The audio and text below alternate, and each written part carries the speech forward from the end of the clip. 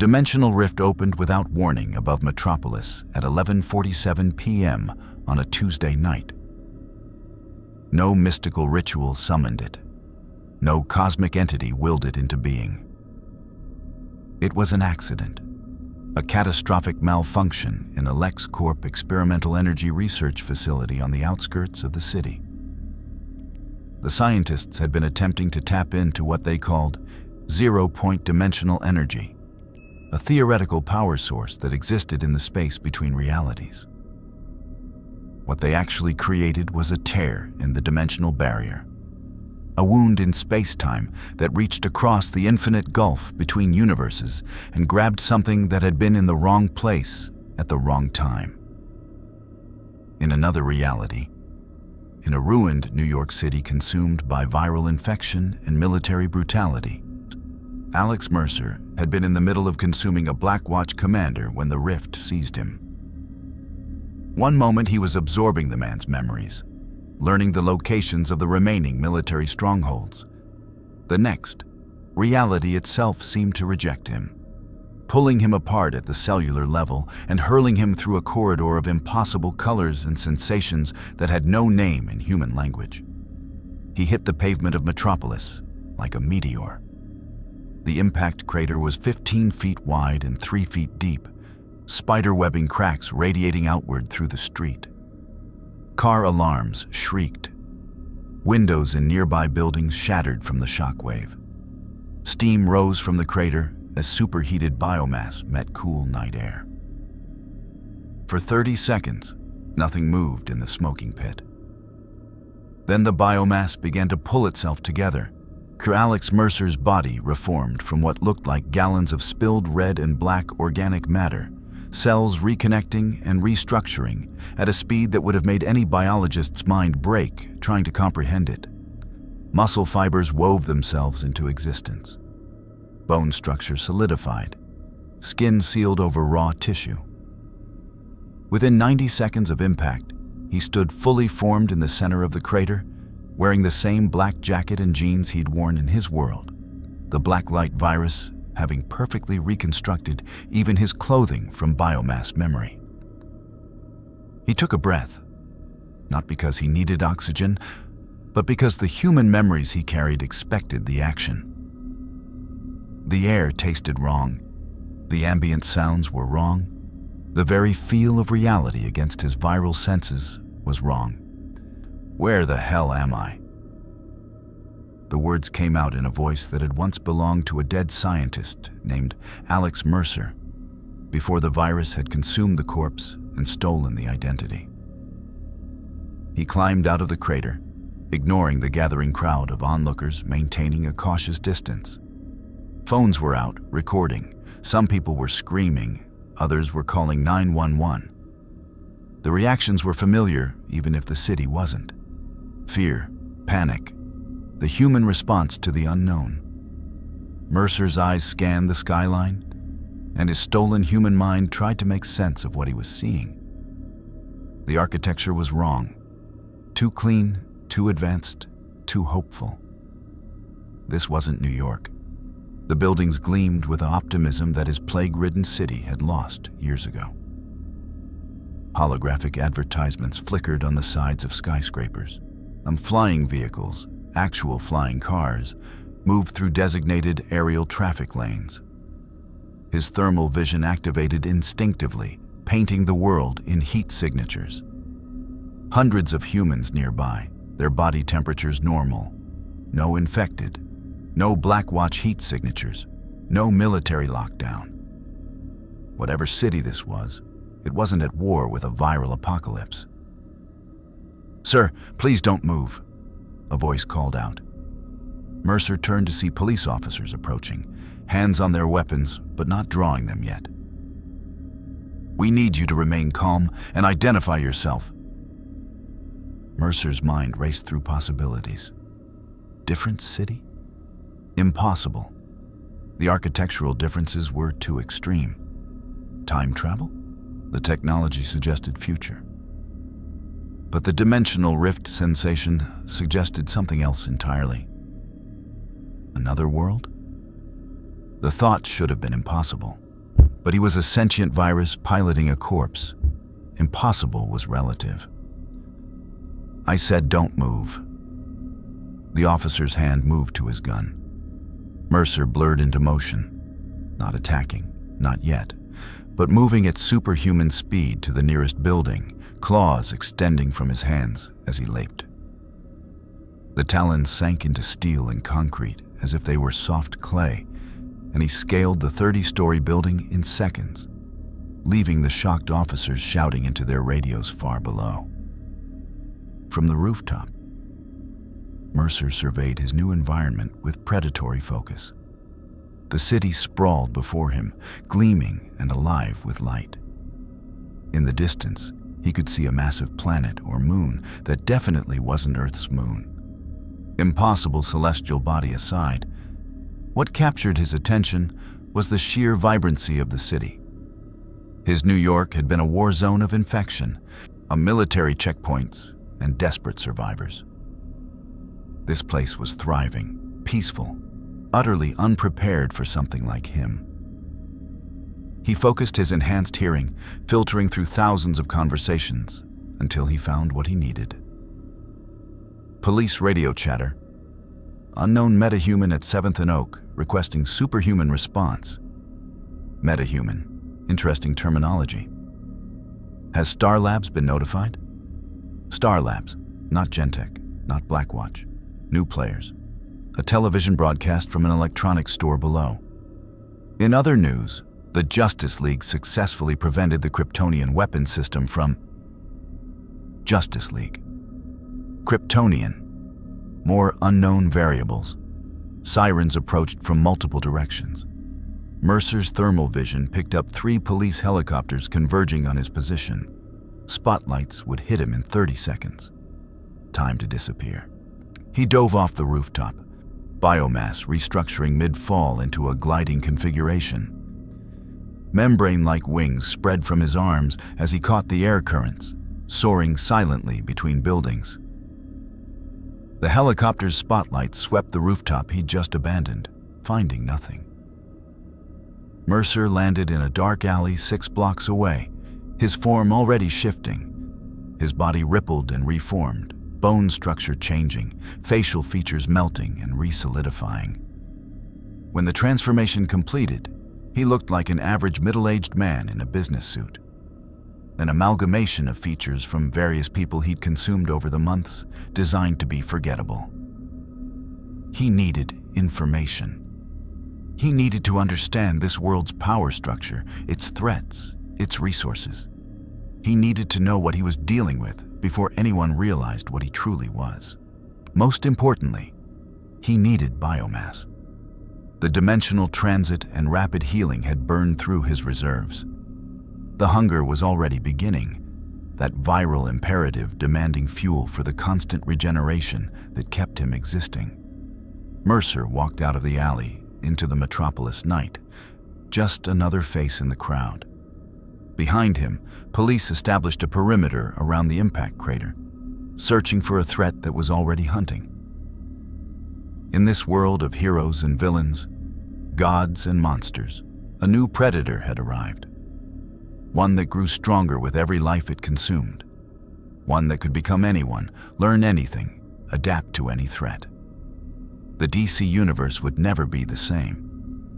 If you want to see more crossover battles and unexpected universe collisions, hit that subscribe button and drop the name of a character and universe you'd want to see in the comments below.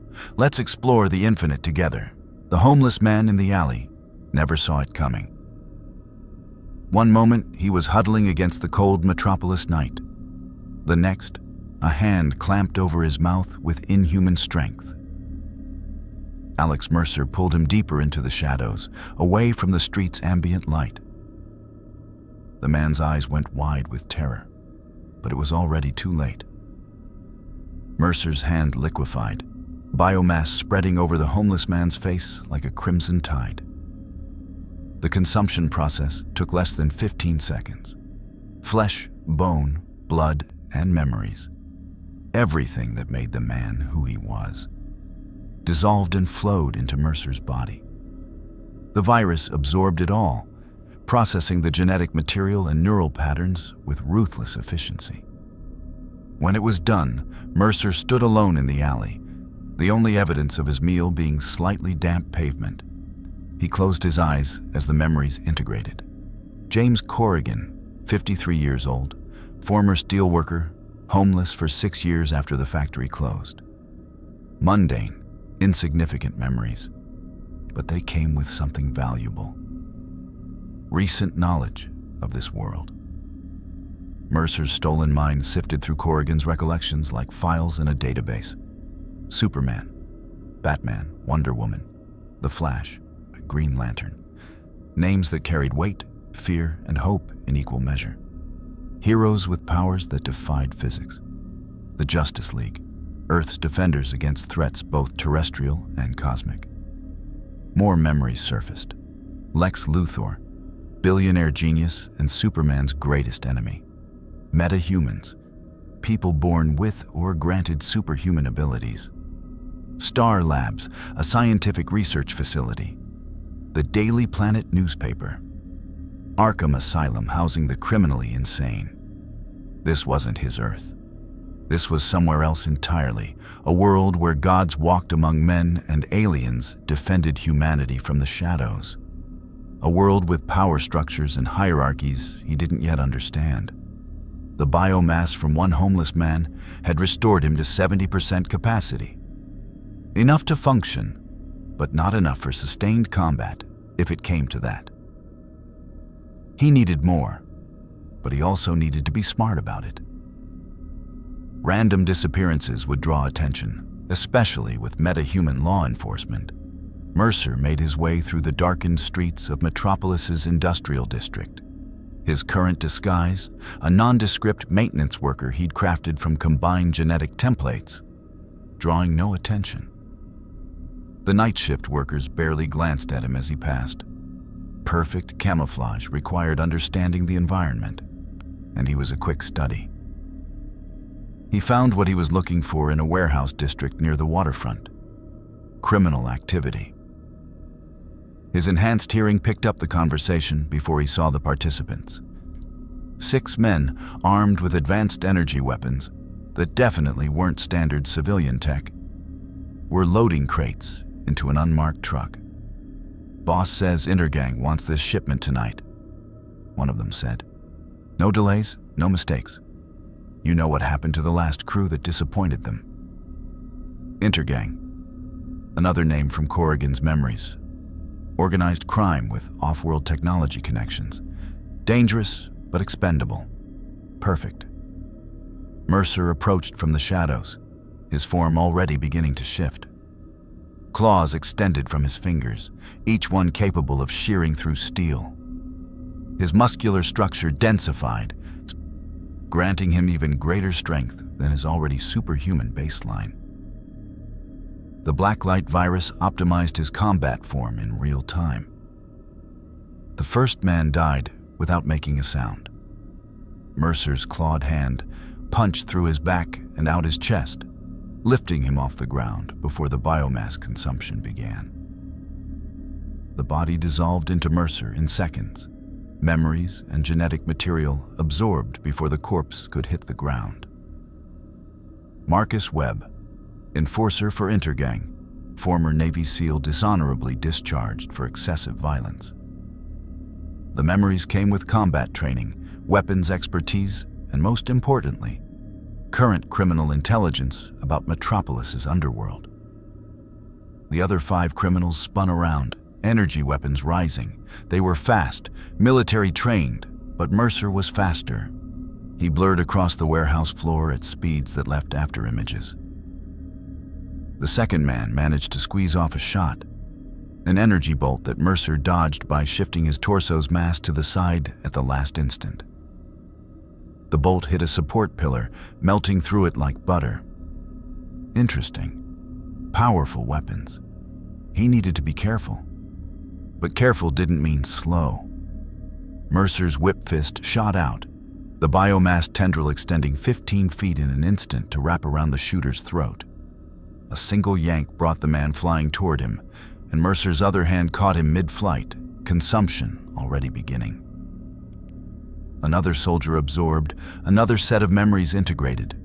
The remaining 4 opened fire in a panic. Energy bolts seared through the air, some missing, others finding their target. Mercer's shoulder exploded in a spray of biomass as one bolt connected, the superheated energy vaporizing tissue. Pain receptors screamed, but the virus was already redirecting resources to the wound. He needed more biomass to heal efficiently. He got it from the next 2 criminals, closing the distance before they could adjust their aim. Claws removed one man's head in a single swipe, messy but effective, while Mercer grabbed the other with his free hand. Both bodies began dissolving into his mass simultaneously, their genetic material and memories flooding his system as the shoulder wound sealed itself shut with fresh tissue. The last 2 criminals broke and ran, stupid. Mercer's legs restructured, muscle fibers compacting and reorienting for explosive speed. He crossed the warehouse in 3 superhuman leaps, catching the fleeing men at the exit. His hands clamped down on their heads, and the consumption was almost gentle in its efficiency. They simply ceased to exist, their entire beings absorbed into the viral entity that wore a human shape. Mercer stood in the silent warehouse, alone except for the cargo the criminals had been loading. 6 men consumed, their memories integrating into his vast collection of stolen lives. He now knew the layout of Metropolis's criminal underworld, the locations of several intergang safe houses, the names and faces of key players in the city's organized crime scene. More importantly, he knew about the metahuman response protocols. The criminals had been briefed. If Superman showed up, run. If any Justice League member appeared, scatter and abandon the operation. The League was Metropolis's ultimate law enforcement, and they were apparently terrifying enough that hardened killers would rather flee than fight. Good to know. Mercer approached the crates they'd been loading, his clawed hand tearing through the reinforced containers like tissue paper. Inside, he found weapons, more of the energy rifles, along with what looked like some kind of powered armor components. Off-world technology, if the criminals' memories were accurate. Apocalyptian in origin, whatever that meant. He was examining a particularly interesting piece of tech when his thermal vision detected a new heat signature approaching at impossible speed. Something was coming from the sky, moving faster than any aircraft he'd ever encountered. The heat signature was wrong too. Too bright, too concentrated, like a miniature sun. Mercer's head snapped up just as Superman crashed through the warehouse roof. The Man of Steel descended in a shower of broken concrete and twisted steel beams, his red cape billowing behind him as he landed with enough force to crater the warehouse floor. He was exactly as Corrigan's memories had painted him. Impossibly broad shoulders, the iconic S symbol on his chest, a face that somehow managed to look both heroic and genuinely concerned. But what struck Mercer most was the sheer presence. Superman didn't just occupy space, he dominated it. The ambient temperature in the warehouse rose from his body heat alone. When his eyes focused on Mercer, there was a weight to that gaze that suggested something far beyond human. The energy weapon discharge was reported from this location, Superman said, his voice calm but carrying an undercurrent of steel, along with multiple life signs that just disappeared. His eyes narrowed, and Mercer realized with cold certainty that Superman was using some kind of enhanced vision to examine him. You're not human. What are you? Mercer's mind raced through options. Fight? Unlikely to win against whatever Superman was. Flee? Possibly, but that would mark him as hostile. Deceive? His shape-shifting was perfect. But those eyes were seeing something his disguise couldn't hide. He made his choice in a fraction of a second. I'm lost, Mercer said, maintaining his human appearance, but dropping the pretense of being harmless. I didn't choose to come to this world. The rift pulled me through. Truth, or close enough to it. Those men were criminals, armed criminals. I defended myself. Superman's expression didn't change, but his posture shifted slightly. Combat ready, Mercer recognized. The Kryptonian had fought before, and often. Defended yourself by making them disappear completely? Superman asked. I've seen a lot of metahuman abilities, but I've never seen anything quite like what my X-ray vision is showing me. Your entire body is in constant flux, restructuring at the cellular level. You're not wearing a disguise. You are the disguise. So much for deception. Superman could see through him, literally. What are you? Superman asked again, and this time there was no warmth in the question. And more importantly, are you going to be a problem for this city? Mercer felt the Blacklight Virus responding to the perceived threat. Combat forms ready to deploy in an instant. Claws, blades, armor. Weapons formed from his own mutating flesh. He could attack, try to consume this Superman, and take whatever power the alien possessed. But Corrigan's memories contained footage of Superman catching missiles, moving faster than sound, surviving direct nuclear strikes. An outright fight here would be suicide without more preparation. I'm someone who just wants to understand where I am, Mercer said carefully. And I'm someone who won't die quietly if you try to make me. Superman's eyes glowed faintly red, heat vision on standby. The threat was implicit and terrifying. The two beings, one an alien god, the other a viral nightmare, stood in the ruined warehouse, sizing each other up.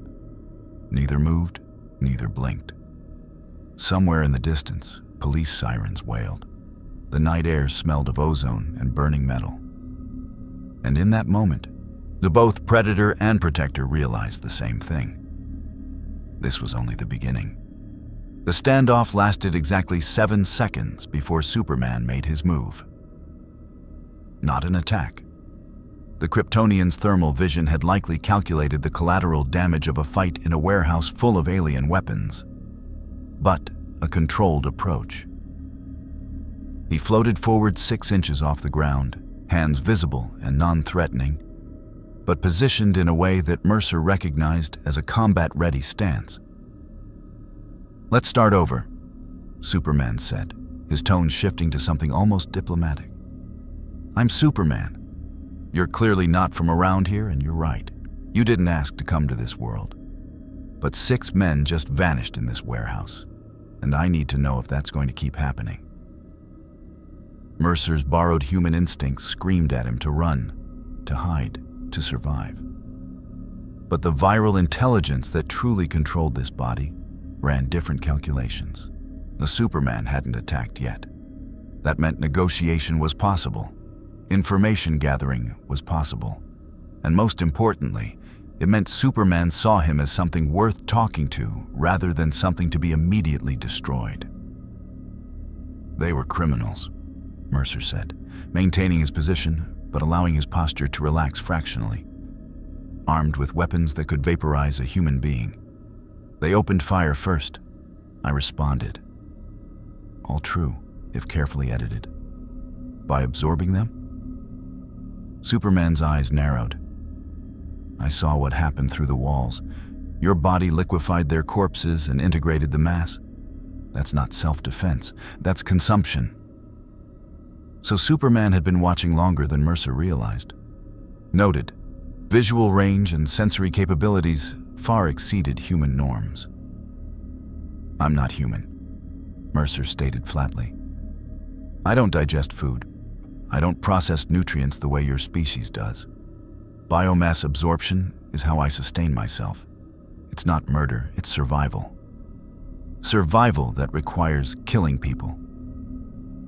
Superman's voice hardened. That's a problem. Is it? Mercer challenged. Those men were loading apocalyptic weapons to sell to the highest bidder. Corrigan's memories, one of the men I absorbed, included knowledge of at least 3 planned terrorist attacks using similar tech. I removed 6 murderers from your world. How is that different from what you do? Superman's jaw tightened. I don't kill. Ever. There's always another way. In your world, maybe, Mercer replied. In mine, that kind of idealism died with the first viral outbreak. When the infected can regenerate from a headshot in 30 seconds and the military is firebombing city blocks full of civilians, you learn that survival requires harder choices. For a moment, something like sympathy crossed Superman's face. Your world sounds like hell. It was, Mercer agreed.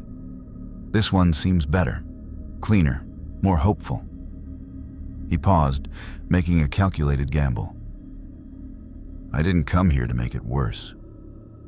I came here because I had no choice. Now I'm just trying to understand the rules of this reality before I break something important. Superman studied him with those impossibly penetrating eyes, and Mercer could practically see the moral calculations happening behind them. The Kryptonian was trying to decide if he was a threat that needed immediate containment or a problem that could be managed. What's your name? Superman asked finally. Alex Mercer. The truth, or close enough. The virus had taken the dead scientist's name as its own so long ago that the distinction barely mattered anymore. All right, Alex Mercer, Superman said slowly. Here's what's going to happen. You're going to come with me to the Justice League Watchtower. We have people who specialize in dimensional displacement. They might be able to help you get home. We also have containment facilities designed for beings with unusual dietary requirements. We'll figure out a solution that doesn't involve you consuming people. Containment. Mercer's entire viral existence recoiled at the word. Locked in a cell, studied, dissected, controlled, everything the virus had evolved to prevent. Gentech had tried to contain him. Blackwatch had tried to cage him. He'd killed thousands to remain free. And if I refuse? Mercer asked, though he already knew the answer. Superman's eyes glowed brighter, heat vision charging to dangerous levels. Then we do this the hard way, and trust me, you don't want that. I've fought Kryptonians, New Gods, and reality warpers. Whatever you are, I've faced worse. Mercer's combat protocols activated automatically, his body preparing for war. His cellular structure began redistributing mass, armor plating forming beneath his skin, claws extending millimeter by millimeter. The Blacklight Virus had evolved to fight armies, to adapt to any threat, to survive against impossible odds. But the memories of 6 consumed criminals all agreed on one terrifying fact. Superman was functionally invincible by human standards. Bullets bounced off him, missiles couldn't scratch him. He could move faster than the human eye could track and hit with enough force to level buildings. Mercer had survived worse, but barely. And that was in his world, where he knew every variable, every faction, every threat. Here, he was operating blind against an opponent whose full capabilities were unknown. The virus calculated survival probability at 37% if combat initiated. Unacceptable odds. I'll come, Mercer said, the words tasting like poison. But not to be caged. I'll meet your specialists, hear your solutions, cooperate with your assessment. But I won't be locked up like an animal. Superman's heat vision dimmed fractionally. Fair enough. But if you consume anyone else, criminal or otherwise, while you're under our protection, the gloves come off. Understood? Understood, Mercer lied smoothly. He'd agree to anything to buy time, gather intelligence, and plan his next move. Cooperation was tactical, not genuine. Superman seemed to accept this. though Mercer suspected the Kryptonian knew he wasn't entirely sincere. The watchtower is in geosynchronous orbit. I'll need to carry you there. Don't try anything stupid during the flight. I've caught falling satellites moving at terminal velocity. You wouldn't be the first dangerous metahuman I've transported against their will. Mercer nodded, suppressing the viral urge to test that claim immediately. Superman approached, and Mercer allowed the alien to grip him in what was clearly a restraint hold disguised as a supportive carry. Smart. It positioned Superman to break Mercer's neck instantly if he tried anything. Not that breaking his neck would kill him, but Superman didn't need to know that yet. They launched skyward with enough force to shatter the remaining warehouse windows. Mercer's enhanced durability kept him conscious through the acceleration, but a normal human would have blacked out immediately. The ground fell away at terrifying speed, Metropolis shrinking to a glittering circuit board of lights below them. As they climbed toward the edge of space, Mercer's analytical mind cataloged everything. Superman's grip strength, sufficient to crush steel, but carefully modulated to avoid injuring even a baseline human. Flight speed, accelerating past Mach 2 and still increasing. Body temperature, running hotter than any human, confirming the alien physiology. Breathing pattern, unchanged even at this altitude, suggesting he didn't actually need oxygen. The watchtower appeared as they breached the upper atmosphere. A massive orbital station that looked like something between a fortress and a satellite. Advanced beyond anything Mercer had seen in his world, bristling with sensor arrays and weapon systems that could probably sterilize a continent. Superman carried him through an airlock that cycled them into a pristine white corridor. The moment they were pressurized, Superman released him and stepped back, maintaining a 6-foot distance. "Welcome to the watchtower," Superman said. "Don't make me regret bringing you here alive." Before Mercer could respond, 3 more figures entered the corridor. A man in a bat-themed tactical suit with a utility belt full of unknown tech. A woman in armor that practically radiated divine power, carrying a sword and lasso that Mercer's viral senses identified as genuinely magical. And a man vibrating at supersonic frequencies, barely visible as more than a red and yellow blur.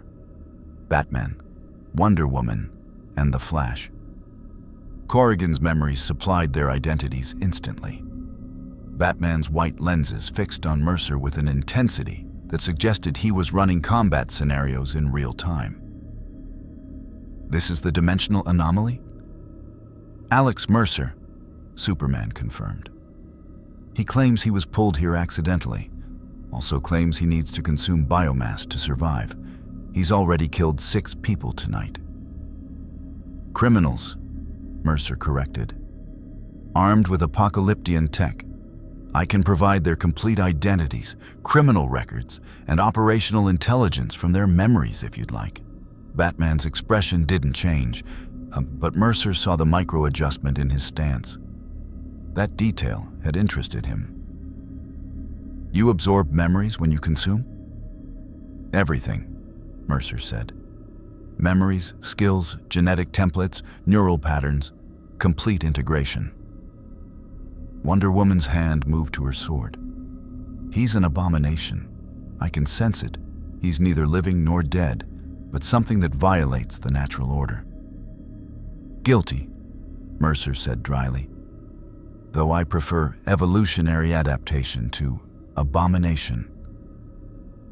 The Flash stopped vibrating long enough to become visible, though he maintained a ready stance that suggested he could be moving at light speed in a microsecond. "So, what's the plan? Do we help him get home, or is this a containment situation?" "That depends," Batman said, his eyes never leaving Mercer. "On what he really is, what he wants, and whether he's telling the truth about any of it." Mercer met Batman's gaze evenly. Unlike Superman's alien certainty or Wonder Woman's divine judgment, Batman's expression held pure calculation, This was a human who'd made himself dangerous enough to stand alongside gods. That made him either the most dangerous person in the room or the most useful. "I'm a sentient viral organism inhabiting the body of a dead man," Mercer said, deciding brutal honesty was his best tactical option. "I was created by accident in a world where biological weapons research went catastrophically wrong. I don't age, I don't die easily, and I evolved to counter any threat. I came here by accident, and yes, I'd like to go home. But more than that, I'd like to survive long enough to make that choice." "Fair enough," Batman said. "Then let's start with a full medical scan, genetic analysis, and detailed interrogation about your capabilities. If you're cooperative, we'll explore options for returning you to your dimension. If you're not..." He didn't finish the sentence. He didn't need to. The threat was clear. Mercer smiled without humor. "Lead the way." As the Justice League escorted him deeper into the watchtower, Mercer's viral consciousness spread through the stolen memories of everyone he'd consumed, analyzing every detail of this new world. 6 criminals, 1 homeless man, 7 complete sets of memories showing him a universe of gods and monsters, heroes and villains, power beyond imagination. And he was inside their fortress now, learning their capabilities, mapping their responses, identifying their weaknesses. They thought they were containing him, that he was studying them. The medical bay of the watchtower was a cathedral of advanced technology that made even the most cutting-edge facilities for Mercer's world look primitive. Holographic displays floated in midair, showing real-time biological data. Scanning equipment hummed with power that suggested capabilities far beyond simple X-rays or MRIs. A Kryptonian medical pod sat in one corner, next to what looked like magical containment circles etched into the floor itself. A fusion of science and sorcery that shouldn't be possible but clearly was. Mercer stood in the center of the room, surrounded by sensors, while a woman in a white lab coat studied the incoming data with increasing concern. Dr. Sarah Charles, the Watchtower's chief medical officer, according to the nameplate on her coat. Behind her, Batman observed from the shadows while Superman maintained his position near the door, close enough to intervene in microseconds if necessary. "This is impossible," Dr. Charles muttered, zooming in on a holographic display of Mercer's cellular structure. "Your cells aren't dividing normally. They're constantly restructuring. It's like watching a controlled cancer that somehow maintains perfect organizational hierarchy. Every cell in your body is technically autonomous, but they're all working in concert like a hive mind." "That's exactly what it is," Mercer confirmed. "The Blacklight Virus is a collective organism. Individual cells can operate independently, but they're all part of a greater whole. I'm not a person piloting a body, I am the body. All of it. Every cell." Dr. Charles looked like she might be sick. "And the human consciousness?" "Alex Mercer, the original person?" "Dead," Mercer said flatly. "Died releasing the virus at Penn Station. The virus consumed his corpse, absorbed his memories and genetic template, and used them as a foundation for what I became. I have his memories, his knowledge, his face. But I'm not him. I'm what ate him." Superman's expression hardened. Wonder Woman, who had entered silently during the examination, actually took a step back, hand moving to her lasso. Even Batman's perpetual scowl deepened. "You're a plague-given form," Wonder Woman said, her voice carrying the weight of divine judgment. "In my homeland, such abominations would be cast into Tartarus without hesitation. In my world, such abominations were created by human scientists playing God." Mercer countered. "I didn't ask to exist. But I do exist, and I've spent years learning what that means. You can judge me all you want, Princess. But I'm standing here cooperating instead of carving through your station because I choose to. That should count for something. It counts for you still breathing, Batman said from the shadows. For now, Dr. Charles, analysis? The doctor manipulated the holographic display, pulling up comparative scans. His cellular structure is completely unique. I'm reading human DNA, but it's been rewritten at the fundamental level. There are also traces of other genetic materials, dozens of distinct human profiles, animal DNA, even some sequences I don't recognize. It's like his body is a living genetic database. From everyone I've consumed, Mercer explained. Each absorption adds their genetic information to my library. I can restructure myself using any combination of traits I've collected. Enhanced muscle density from one person, improved neural processing from another, optimized immune responses from a third. Mix and match evolution. Batman stepped into the light, pulling out a tablet that synced with the medical displays. Show me. Demonstrate a transformation. Mercer glanced at Superman, who nodded fractionally. Permission granted, apparently. Interesting that even here, Superman held ultimate authority. Mercer focused, and his right arm began to shift.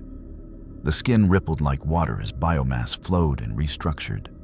Bone elongated and hardened, muscle fibers compacted into dense cords, and the flesh of his hand transformed into 3 razor-sharp talons, each one gleaming black-red and capable of shearing through steel. Dr. Charles gasped. Batman's eyes narrowed. Superman's heat vision activated to standby mode.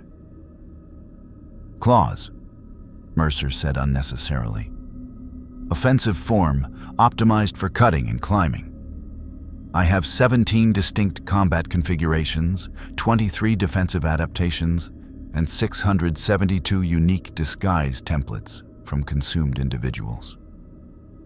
He shifted again, the claws flowing back into a normal human hand. Then that hand transformed into a massive blade, 3 feet of razor-sharp biomass extending from where his forearm used to be. Another shift, and it became a dense shield of hardened tissue.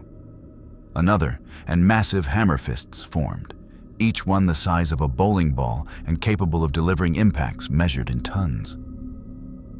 Enough, Batman said. Mercer's arm returned to human configuration. Can you infect others? Spread your virus? The question everyone wanted answered, but were too afraid to ask directly. Yes, Mercer said. Deciding honesty served him better than deception here. I can release Blacklight Virus into a living host. Depending on the concentration and my intent, the results vary. Low-level exposure creates infected, mindless, aggressive creatures driven by viral imperatives. Mid-level creates evolved, stronger infected with some intelligence. High-level creates hunters, intelligent, powerful, and loyal to me. Or I can simply consume them entirely, absorbing everything they are. And you've done this? Created these infected? Superman asked. Mercer met his gaze steadily. In my world, yes. I created an army of infected to fight Blackwatch when they tried to nuke Manhattan. I've also consumed hundreds of people, soldiers, scientists, civilians caught in the crossfire. I've killed to survive, to evolve, to win. I won't pretend to be something I'm not. The silence that followed was heavy enough to crush diamonds. At least he's honest, the Flash said, vibrating into the room at super speed. Mercer hadn't even heard him approach. Note: Speedster could bypass his enhanced hearing. Dangerous. Most bad guys try to justify the body count. This guy just owns it. I'm not a bad guy, Mercer said. I'm not a good guy either. I'm a survivor in a world that tried very hard to kill me. You want to judge me by your moral standards? Fine. But understand that I'm from a reality where those standards got people killed. Where being merciful meant being infected. where hesitation meant death. Batman pulled up another display, satellite footage of the warehouse fight, recorded from orbit. Mercer watched himself move, saw the clinical efficiency of the kills, the biomass absorption captured in infrared. "The criminals you killed tonight," Batman said. "You claimed you absorbed their memories. Prove it. Tell me something only they would know." Mercer closed his eyes, sifting through the stolen memories of Marcus Webb and his associates. Marcus Webb, the team leader, had a safe house in the suicide slums at 447 Hobbs Bay Avenue, apartment 3C. Inside the false bottom of his bedroom closet, you'll find $2.3 million in untraceable bearer bonds, stolen from a Metropolis bank robbery 6 months ago. He was planning to retire to the Cayman Islands next month. He also had a daughter, Emily Webb, age 7, who he sent money to anonymously every month through a third-party account. She lives with her mother in Coast City and has no idea her father was a criminal. Batman's fingers flew across his tablet, cross-referencing the information. His expression didn't change, but Mercer saw the micro pause that indicated confirmation. "He's telling the truth," Batman said. "GCPD records confirm Marcus Webb as a person of interest in the Metropolis heist. The daughter exists at the specified location. So he can absorb memories completely," Wonder Woman said. "That makes him more dangerous, not less. He could consume world leaders, military commanders, anyone with sensitive knowledge. He could become anyone and learn anything." "I could," Mercer agreed. "But I haven't. I've consumed criminals who were actively trying to kill me. I could have killed random civilians to restore my biomass after the dimensional transit. I chose criminals instead. That should tell you something about my intentions." "It tells me you're smart enough to avoid unnecessary attention," Batman countered. "Not that you're trustworthy." "I never claimed to be trustworthy," Mercer said. "I claim to be practical. Right now, cooperation serves my interests better than conflict. If that changes, I'll adapt. That's what I do. I adapt to survive." Superman floated forward slightly, positioning himself between Mercer and the door. "We need to make a decision. He's too dangerous to release into the general population, but confining him against his will could trigger exactly the conflict we're trying to avoid. Dr. Charles, can we return him to his original dimension?" The doctor pulled up dimensional readings from the initial rift. "The energy signature is unique, but theoretically traceable. With help from Star Labs and possibly Dr. Fate for the mystical components, we might be able to recreate the rift. But it would take time. Weeks, maybe months of research and preparation." "Unacceptable," Mercer said immediately. "I'm not spending months in a cell while you figure out interdimensional physics." "Then what do you suggest?" Batman asked, and Mercer recognized it as a test. Batman wanted to see how he thought, how he problem-solved. Mercer considered his options carefully. "I need biomass to survive. That's non-negotiable. But I don't need to kill innocents to get it.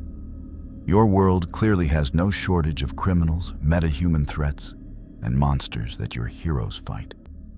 Give me access to those. Let me consume your villains, your threats, on the ones you'd otherwise lock up in prisons that can't hold them. I solve your recidivism problem, I get the biomass I need, and everyone wins. You want us to deputize you as an executioner," Wonder Woman said, her voice cold. "I want you to be practical," Mercer countered. "How many times has the Joker escaped Arkham? How many people has Lex Luthor killed with legal immunity? How many monsters has Superman fought that just end up breaking out of whatever prison you put them in? I can solve that problem permanently." By becoming a bigger problem, Superman said. Every villain you consume makes you stronger, more dangerous, more difficult to stop if you turn against us. If? Mercer smiled without humor.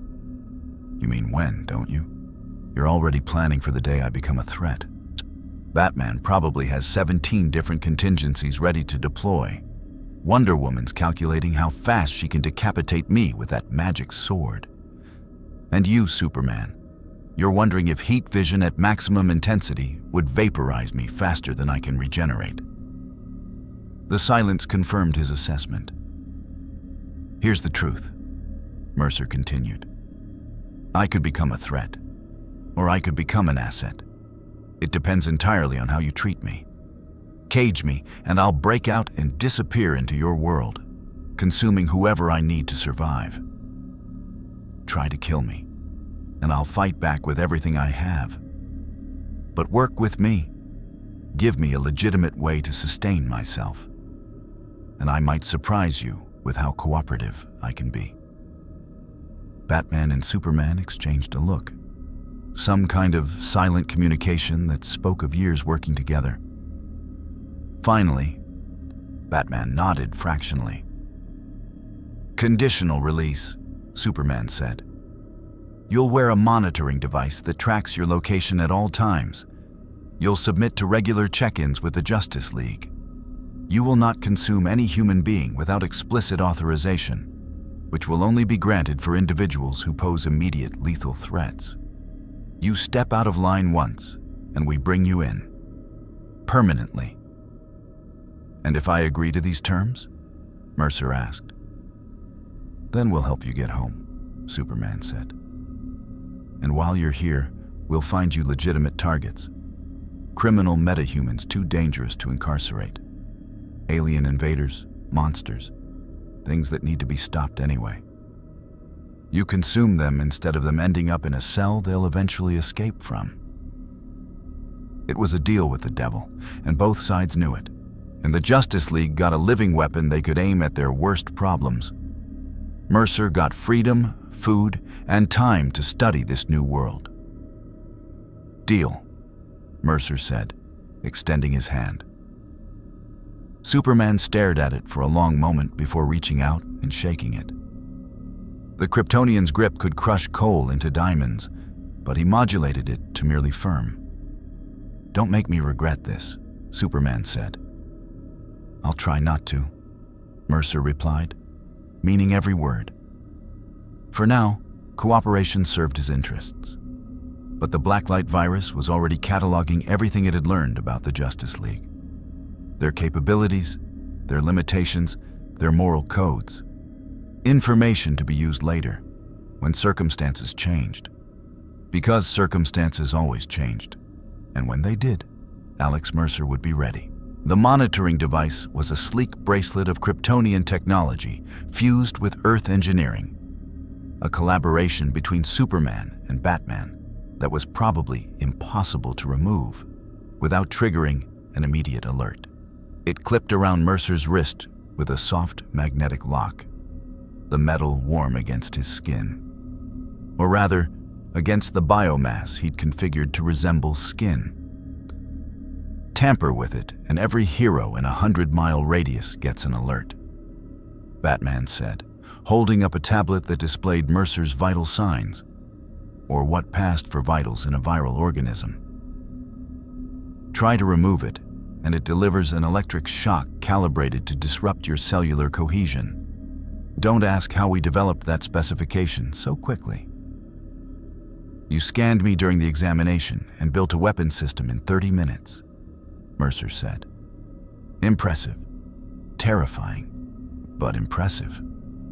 That's the idea, Batman replied without a hint of humor. They were back in Metropolis now, standing on a rooftop overlooking the city's downtown core. Dawn was breaking over the skyline, painting the clouds in shades of orange and gold. Superman had deposited Mercer here with instructions to stay visible, stay clean, and wait for contact. The Kryptonian had then vanished into the morning sky, presumably to handle one of the 1,000 other crises that demanded his attention. Mercer was alone for the first time since arriving in this dimension. Well, alone except for whatever surveillance systems Batman had undoubtedly deployed. The Dark Knight hadn't left with Superman. He'd simply vanished into the shadows the moment Mercer looked away. Impressive stealth for a human, without supernatural powers, and the bracelet on Mercer's wrist pulsed once, and a holographic interface materialized above it. Text scrolled across the display. Authorized target available metahuman designation. Parasite threat level. Alpha location. Stryker's Island penitentiary status. Containment breach in progress. A map appeared, highlighting a maximum security prison on an island in Metropolis Bay. Red warning indicators flashed across multiple cell blocks. Alert. Parasite has breached containment. 47 guards drained. Power levels increasing. Superman en route. Secondary response authorized. Mercer smiled. They were testing him already, sending him after a real threat to see how he performed, what methods he used, whether he could actually be useful or if he'd prove too dangerous to keep around. He appreciated the efficiency. Mercer stepped off the rooftop, on biomass reconfiguring mid-fall into a glide form. The membrane wings caught the wind currents, and he soared toward Stryker's Island, covering the 3 miles in under 2 minutes. As he approached, he could see the chaos, even from a distance. Alarms blaring, emergency lights flashing, and a purple and black figure smashing through a cell block wall like it was tissue paper. Parasite, according to the briefing data now flooding his bracelet's display. Rudy Jones, transformed by industrial accident into an energy vampire who could drain life force, powers, and abilities from anyone he touched. Currently classified as one of Superman's most dangerous recurring threats because he could absorb Kryptonian powers and use them against their source. Perfect. Mercer landed on the prison's outer wall just as Superman arrived in a blur of red and blue. The Kryptonian hovered above the main yard, heat vision already glowing as he assessed the situation. "Rudy," Superman called out, "stand down. You know how this ends." Parasite emerged from the destroyed cell block, and Mercer understood immediately why he was classified as Alpha level. The creature was massive, 8 feet tall and built like a bodybuilder, with purple-gray skin that seemed to pulse with stolen energy. But what really caught Mercer's attention was the power signature radiating from him. Even without specialized equipment, Mercer's viral senses could detect the sheer magnitude of energy Parasite had absorbed. "It ends with me finally getting enough juice to take you down permanently," Parasite roared, his voice distorted by barely contained power. Purple energy crackled around his fists. "I've drained 47 guards, Superman. That's 47 life forces pumping through me. I've never felt this strong." "Those were innocent people," Superman said, his voice dropping into a tone Mercer recognized. Controlled rage. "You killed them." "I fed." Parasite laughed. "Just like I'm gonna feed on you." He launched himself at Superman with stolen super strength. The two collided mid-air with a shockwave that shattered every window in a 50-yard radius. They exchanged blows at super speed, each impact creating sonic booms that rolled across the bay. Mercer watched, analyzing. Parasite fought like a brawler, powerful but crude, relying on raw strength over technique. Superman fought with precision, each movement calculated to minimize collateral damage while subduing his opponent. But there was a problem. Every time Superman landed a hit, Parasite's skin made contact, and purple energy flowed from Kryptonian to Parasite. Parasite was draining Superman mid-fight. "That's it," Parasite crowed as Superman momentarily faltered. "Give me that Kryptonian power. I can feel it. All that solar energy, that alien strength. It's mine now." Superman adapted quickly, switching to heat vision attacks to avoid physical contact. Twin beams of superheated energy lanced out, striking Parasite in the chest. The creature screamed but absorbed the energy, his body glowing brighter. "Even your heat vision feeds me," Parasite laughed. "You're just making me stronger." Superman's expression hardened, and Mercer could see the calculation happening. The Kryptonian was running out of non-lethal options. Heat vision empowered Parasite. Physical contact drained Superman. Freeze breath would be absorbed. Superman could kill Parasite, snap his neck at super speed, or lobotomize him with precision heat vision. But that would violate his no-kill code, which meant this was Mercer's cue. He dropped from the wall, biomass already reconfiguring. His body mass increased, drawing from stored reserves to bulk up his physical form. Muscle density tripled. Bone structure reinforced with latticed calcium deposits. His hands transformed into massive claws designed for grappling rather than cutting. Parasite's back was turned, focused entirely on Superman. Amateur mistake. Never forget your surroundings in combat. Mercer hit Parasite from behind with the force of a runaway truck. They crashed through 2 walls and into the prison cafeteria, tumbling across tables and benches. Parasite roared and spun, his hands reaching for Mercer to drain him. The moment purple energy began to flow, Mercer felt it, the pull of Parasite's power trying to drain his life force. But the Blacklight Virus didn't work like normal biology. There was no single life force to drain, no centralized energy source. Every cell was autonomous.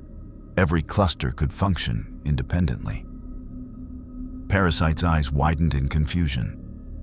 "What the hell are you? Why can't I?"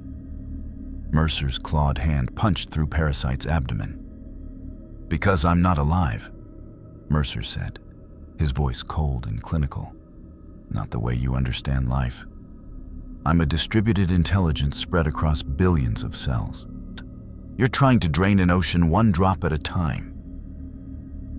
Parasite screamed and grabbed Mercer's arm with both hands, energy drain going into overdrive. Purple light blazed between them as Parasite pulled with everything he had. Mercer felt individual cell clusters dying, their energy siphoned away, but the Blacklight Virus simply rerouted around the losses. Cells died, new cells generated from reserve biomass, the cycle continuing faster than Parasite could drain. Meanwhile, Mercer's other hand had transformed into a blade, and he drove it into Parasite's shoulder, pinning him against the cafeteria wall. "Here's the difference between us," Mercer said conversationally, even as Parasite continued desperately draining him. "You absorb energy temporarily. You're a battery. You charge up, discharge, need to recharge. I absorb permanently. I consume. I integrate. I evolve." His clawed hand, still buried in Parasite's abdomen, began to spread. Biomass flowed into Parasite's body like a crimson infection, viral tendrils spreading through his circulatory system. Parasite's eyes went wide with genuine terror. "What are you doing?" "Testing a theory," Mercer replied. "You absorb powers through contact. Let's see what happens when something absorbs you." Superman crashed through the wall, having torn through the intervening structure to reach them. "Mercer, stop." "Why?" Mercer asked, genuinely curious. "He killed 47 people. He's too dangerous to incarcerate. You've fought him how many times? He always escapes, always kills more people. I can end this permanently." "There's always another way," Superman insisted. "Name it," Mercer challenged. "Name the prison that can hold him. Name the cure that will remove his powers.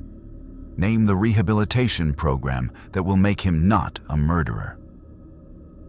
He paused. Or admit that you keep putting him in cells he escapes from because you're too idealistic to do what actually needs to be done.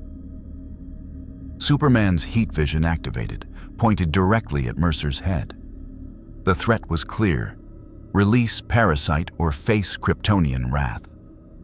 For a long moment, the three of them stood frozen. Superman ready to fire, Mercer mid-consumption, Parasite caught between them. Then Mercer did something that surprised them both. He withdrew. The biomass tendrils retracted from Parasite's body. The clawed hand pulled out of his abdomen. Mercer stepped back, hands raised in surrender. "Your world, your rules," Mercer said. "But you're making a mistake." Parasite collapsed, onto the hole in his abdomen already closing as his stolen regeneration kicked in. He was weakened, but alive. The energy he'd drained from the guards and Superman sustaining him. Superman moved faster than Mercer could track, fitting Parasite with some kind of power suppression collar. The purple glow faded from Parasite's skin as the device activated. "Maximum security transport is 2 minutes out," Superman said, not looking at Mercer. "They'll take him to a specialized containment facility designed specifically for energy absorbers. Until he escapes again," Mercer said. "Then we catch him again," Superman replied firmly. "That's what heroes do. We don't execute prisoners, no matter how dangerous they are. Even when those prisoners will definitely kill more innocent people. Even then."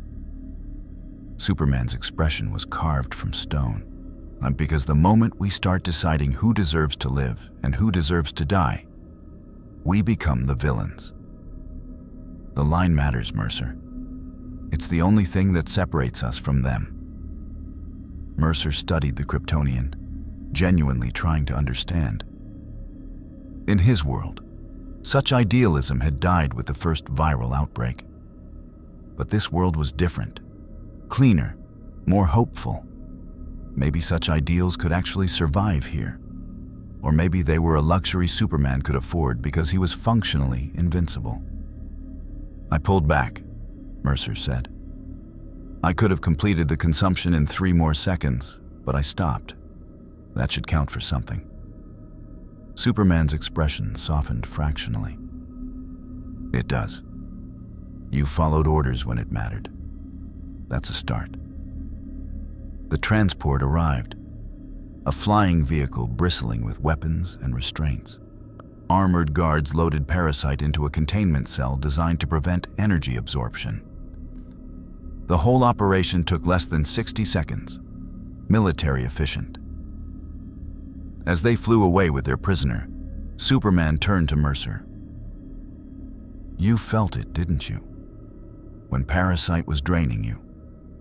You could have consumed him completely, absorbed his power-draining ability." Mercer nodded. "I got a taste of it before I withdrew. Energy absorption through physical contact. It's already integrating into my genetic database. Given a few hours to process, I'll be able to replicate a version of his power." Superman's jaw tightened. "That's what I was afraid of. Every metahuman you consume makes you exponentially more dangerous. Or more useful," Mercer countered. "Depending on which side I'm on." "And which side are you on?"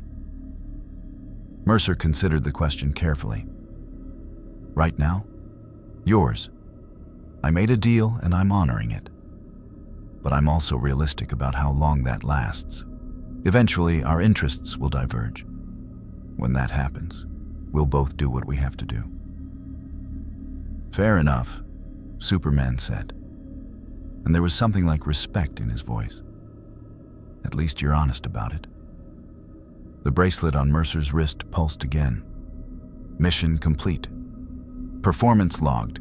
New data integrated into Justice League assessment protocols. They were studying him just as carefully as he was studying them. "Go," Superman said. Find somewhere to lay low for a few days while Star Labs works on your dimensional return. But Mercer, stay clean. The next target we authorize will be another test. Keep passing, and we'll get you home. Fail, and you'll do what needs to be done. Mercer finished. I understand. We're not so different in that regard. Superman's expression suggested he disagreed fundamentally, but he didn't argue. Instead, he simply flew away, cape billowing in the wind. Mercer stood alone in the ruined prison cafeteria, processing what he'd learned. Parasite's energy absorption ability was already being deconstructed and integrated by the Blacklight Virus. In a few hours, he'd be able to drain powers through touch, just like Rudy Jones. But more importantly, he'd learned something crucial about this world. The heroes here operated on principles, not pragmatism. They had lines they wouldn't cross, even when crossing them would objectively make the world safer. That was either admirable or stupid. Mercer hadn't decided which yet. He left the prison, gliding back toward Metropolis proper. Somewhere in this city of 8 million people, he needed to find a place to wait, to plan, to prepare for whatever came next. Because something would come next. It always did. And when it did, Alex Mercer would be ready to adapt. Mercer found his temporary base of operations in the ruins of an abandoned chemical plant on the outskirts of Metropolis's industrial sector.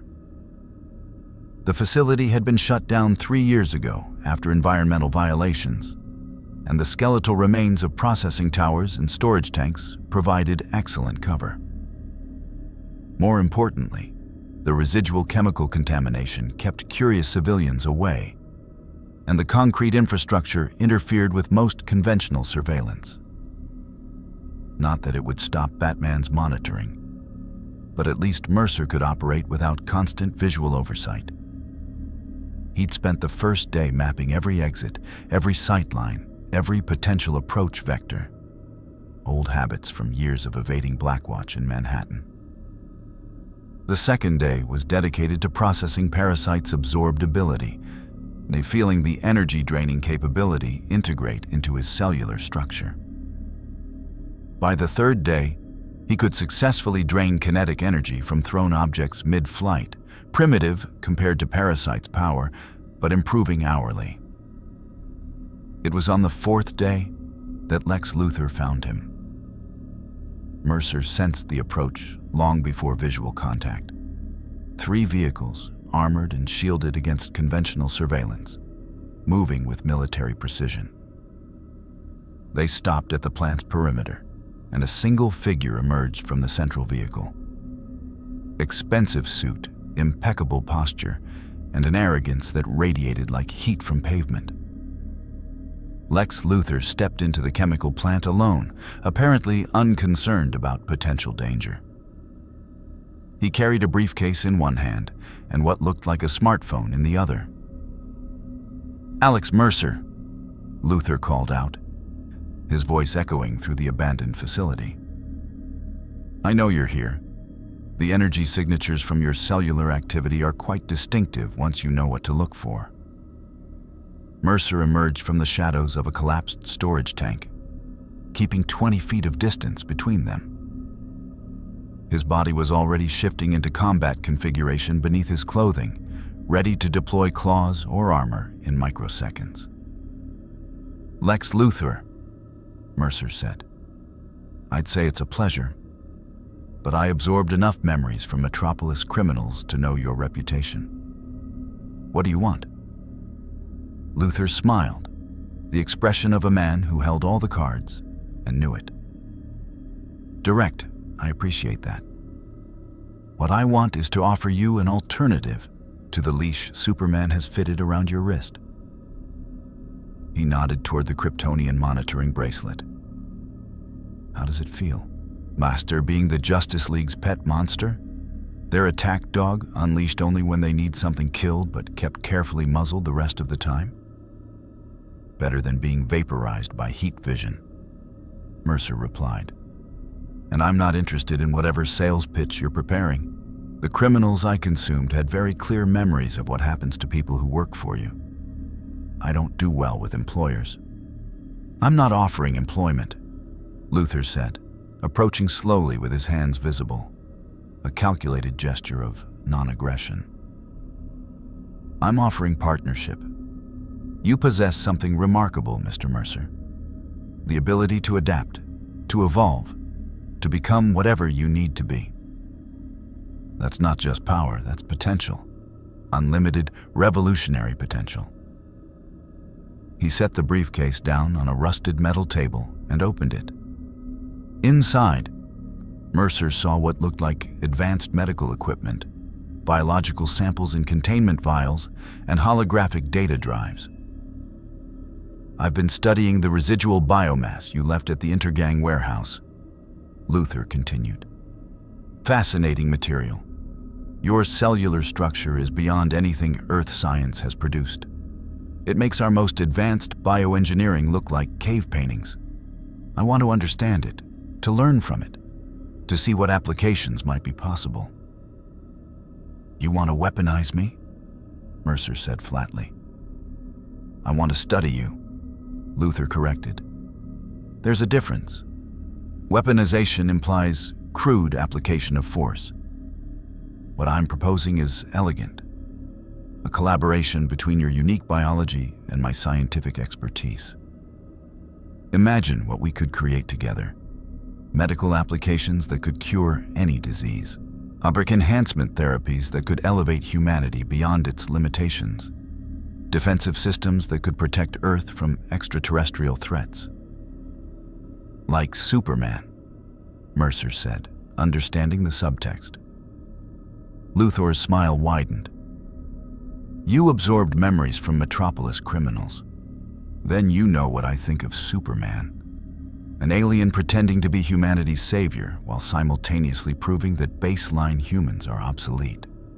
He's made us dependent, complacent, weak. We sit back and let the alien god handle our problems instead of developing our own solutions. And I'm a solution? You're proof of concept, Luther said. Proof that Earth-based biology can rival or exceed Kryptonian capabilities through evolution and adaptation rather than alien heritage. Worse, you're what humanity could become if we stopped worshiping false gods and started engineering our own ascension. Mercer had to admit, there was a certain logic to Luther's philosophy. In his world, humanity had engineered its own near extinction through biological weapons research. But the principle was sound. Humans were adaptable, creative, dangerous when properly motivated. What exactly are you proposing? Mercer asked. Luther pulled out the smartphone, tapping through menus until a holographic projection appeared above it. A three-dimensional schematic of something biological but artificial. A hybrid of organic tissue and technological integration. I want to create a controllable version of your virus, Luther said. Not the full Blacklight, that would be too dangerous and too difficult to contain. But a derivative, something that grants enhanced regeneration, adaptive evolution, perhaps limited shape-shifting. A serum that could be administered to volunteers who want to transcend human limitations. Volunteers? Mercer repeated skeptically. Or test subjects you don't care about? Does it matter? Luther asked. In your world, you consumed hundreds of people without their consent. You killed to survive, to evolve, to achieve your goals. Don't pretend moral outrage now. We both know you're not constrained by conventional ethics. He had a point. Mercer had killed far more people than Luthor ever had. Directly, personally, messily. His hands were soaked in blood and biomass. Playing the moral high ground would be absurd hypocrisy. What's in it for me? Mercer asked. Freedom, Luther said immediately. That bracelet on your wrist is insurance for Superman, but it's also a leash. You're allowed to exist as long as you follow their rules. Consume only their approved targets, remain their controlled asset. Work with me, and I can remove that limitation. I have technology that can disable Kryptonian monitoring systems. I have resources that can hide you from Justice League surveillance. I can give you genuine autonomy instead of supervised probation. And in exchange, biological samples, voluntary, non-invasive collection of your cellular material for study, consultation on the development process.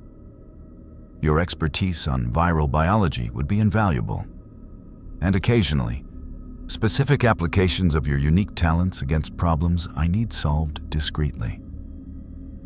You mean assassination, Mercer said. I mean problem-solving, Luthor corrected smoothly. There are individuals in this world who cannot be removed through legal channels, but whose continued existence poses threats to humanity's future. Superman is too idealistic to handle such necessities. You, however, are pragmatic enough to understand that sometimes the greater good requires darker methods. Mercer studied Luthor carefully. Viral senses analyzing micro-expressions, heart rate, biochemical signatures. The billionaire believed everything he was saying. This wasn't a con or manipulation. Luthor genuinely saw himself as humanity's champion against alien interference. He was wrong, arrogant, and dangerous, but he was sincere, which made him either more trustworthy or more dangerous than a simple liar. I need to think about it, Mercer said finally. Of course, Luthor replied, closing the briefcase and handing Mercer a small device, a communication unit elegantly designed and probably untraceable. Take your time. When you're ready to discuss terms, use this. It's encrypted against Justice League intercept and shielded from their monitoring protocols. You're very confident they won't detect this conversation, Mercer observed. I've been operating under Superman's nose for years, Luthor said with casual arrogance. I know how to avoid unwanted attention when necessary. Besides, I'm a legitimate businessman having a conversation with a metahuman in an abandoned facility. There's nothing explicitly illegal about this meeting. Except the part where you're recruiting me to work against the Justice League. Recruiting you to work for yourself, Luthor corrected, or there's a difference. The Justice League wants you dependent and controlled. I'm offering you independence and partnership. Which option actually serves your interests better? Before Mercer could respond, the monitoring bracelet on his wrist pulsed urgently. A new message scrolled across the holographic display.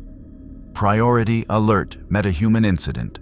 Gotham City, multiple casualties, authorized target. Killer Croc Batman requests immediate assistance. Mercer looked up to find Luthor watching him with an expression of mild amusement. And there's your leash being pulled, Luthor said. Superman snaps his fingers, and you jump. Batman calls, and you run. How long before that arrangement starts feeling less like partnership and more like servitude? I made a deal, Mercer said. And deals can be renegotiated. Luthor picked up his briefcase and turned toward the exit. Think about what I've offered, Mr. Mercer. Real freedom, genuine resources, and the chance to be something more than the Justice League's attack dog. The choice is yours. He walked away, flanked by his security personnel, leaving Mercer alone with the pulsing alert and a decision to make. The bracelet displayed additional information. Killer Croc had broken out of Arkham Asylum and was currently rampaging through Gotham's sewer system, having already killed 3 maintenance workers and injured a dozen more. Batman was requesting support for containment and permanent resolution. Permanent resolution. Interesting phrasing. Was Batman actually authorizing Mercer to consume Croc? Mercer looked at the communication device Luthor had given him, and then at the monitoring bracelet, weighing his options. Cooperate with the Justice League, prove his usefulness, eventually get returned to his dimension.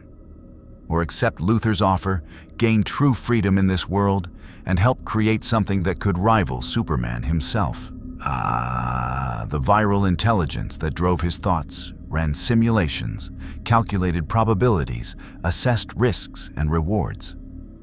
Neither option was ideal. Both came with significant dangers.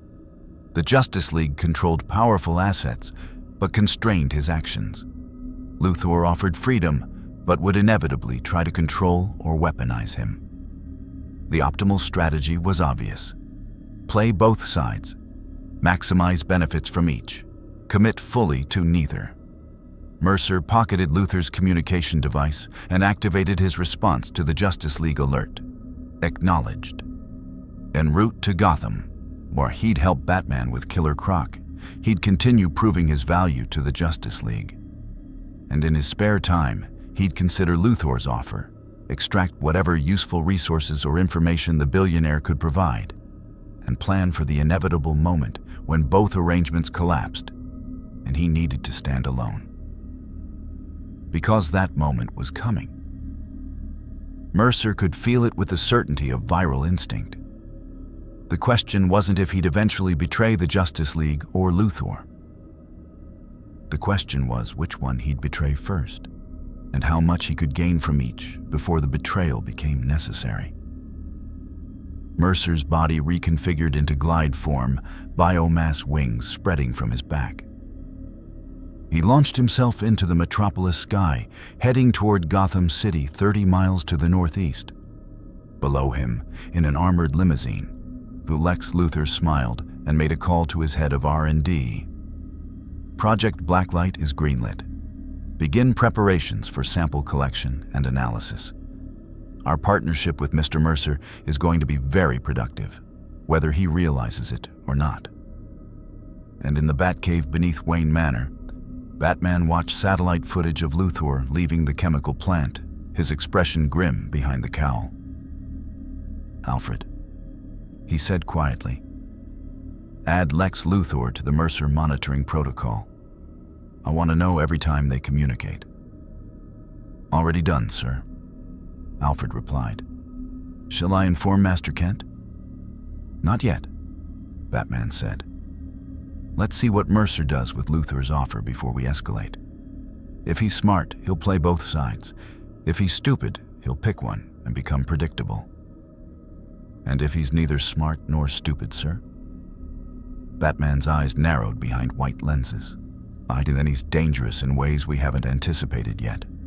Which means we need better contingencies." The pieces were moving across the board. Hero, villain, and the viral predator caught between them. Each side thought they were using Mercer for their own purposes. None of them realized they were all playing into his hands. Gotham City at night was a revelation in urban decay, where Metropolis gleamed with hope and advanced technology. Gotham festered with corruption and Gothic architecture that seemed designed to harbor shadows. Mercer glided over the city, his enhanced vision picking out the stark contrasts. Pristine Wayne Tower standing sentinel over neighborhoods where streetlights flickered and died, where gargoyles leered from crumbling buildings, where the very air tasted of rain and industrial pollution. It reminded him of Manhattan. His Manhattan, the one consumed by viral infection and military occupation. The monitoring bracelet guided him to a specific location in Gotham's labyrinthine sewer system, a main junction beneath the Bowery where multiple tunnels converged. Mercer landed on a rooftop near the access point and found Batman waiting, a darker shadow among shadows. "You're late," Batman said without preamble. "Croc killed 2 more workers while you were in transit. That's 5 dead, 14 injured." "I came from Metropolis," Mercer replied, dropping to the rooftop beside the vigilante. "I can't fly at Mach speed like your Kryptonian friend. Want me here faster? Give me better transportation." Batman's expression didn't change behind the cowl, but Mercer sensed the assessment happening. The Dark Knight was analyzing his tone, his body language, looking for signs of instability or deception.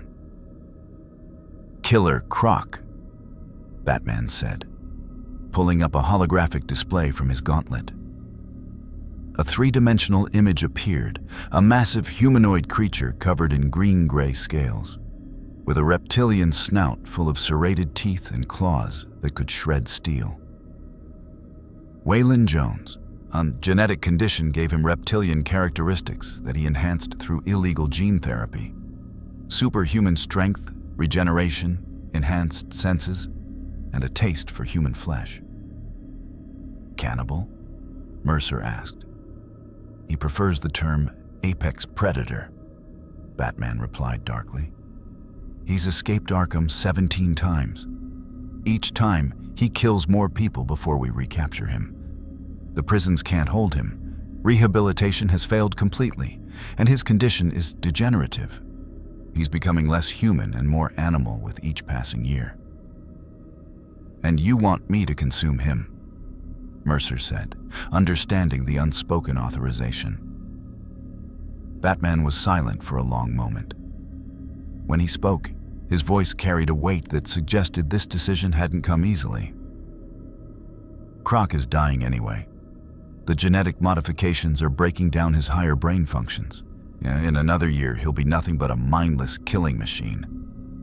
We can't cure him. We can't contain him permanently. And I'm tired of counting bodies every time he escapes. So, I'm your executioner," Mercer said. "You're a permanent solution to a recurring problem," Batman corrected. "And before you judge me for compromising my principles, understand that I've spent 15 years trying to find another way. There isn't one. Croc is a terminal case who happens to be lethally dangerous to everyone around him." Mercer studied Batman, seeing the tension in the vigilante's shoulders, the slight tightness around his mouth. This was eating at him? Batman's no-kill rule was legendary, according to the memories Mercer had absorbed. For the Dark Knight to authorize lethal force meant he'd exhausted every other option. "All right," Mercer said. "But I want something in return." "You're getting fed," Batman growled. "That was the deal." "I'm getting one metahuman criminal," Mercer corrected. "I want access to your criminal database. Names, locations, threat assessments. Not to go on a killing spree," he added quickly, seeing Batman's posture shift toward combat ready. "For intelligence. I need to understand this world's power structures, its major players, its threats. You want me to be useful? Give me the information to be strategically useful instead of just a blunt instrument." Batman's white lenses fixed on him, unreadable and intense. "You want my files on metahuman criminals so you can plan which ones to consume in the future." "I want your files so I can make informed decisions," Mercer replied. "Right now, I'm operating blind. I don't know who's actually dangerous and who's just a petty thief with powers. I don't know which villains are unreformable psychopaths and which ones are desperate people who made bad choices. Give me context, and I'll give you better judgment calls. Or you'll use that information to identify and consume the most powerful targets, exponentially increasing your own capabilities until you're too dangerous for us to stop." "That's going to happen anyway," Mercer said bluntly. "I'm a viral organism designed to evolve. Every metahuman I consume makes me stronger. That's not a secret or a surprise. The question is whether I become stronger while cooperating with you or whether I do it while you're actively hunting me. Which scenario do you prefer?" The silence stretched between them, broken only by the distant sounds of Gotham's nightlife. Sirens, shouting, the occasional gunshot. "Limited access," Batman said finally. "Tier 1 threats only. Metahumans classified as extreme danger with no viable path to rehabilitation. You want more. You prove you can be trusted with less." "Fair enough," Mercer agreed. Batman tapped his gauntlet, and Mercer's monitoring bracelet vibrated as data transferred. A new menu appeared, Authorized Target Database, Tier 1. Mercer opened it and saw a list of 37 names, each with detailed files on powers, psychological profiles, and incident histories.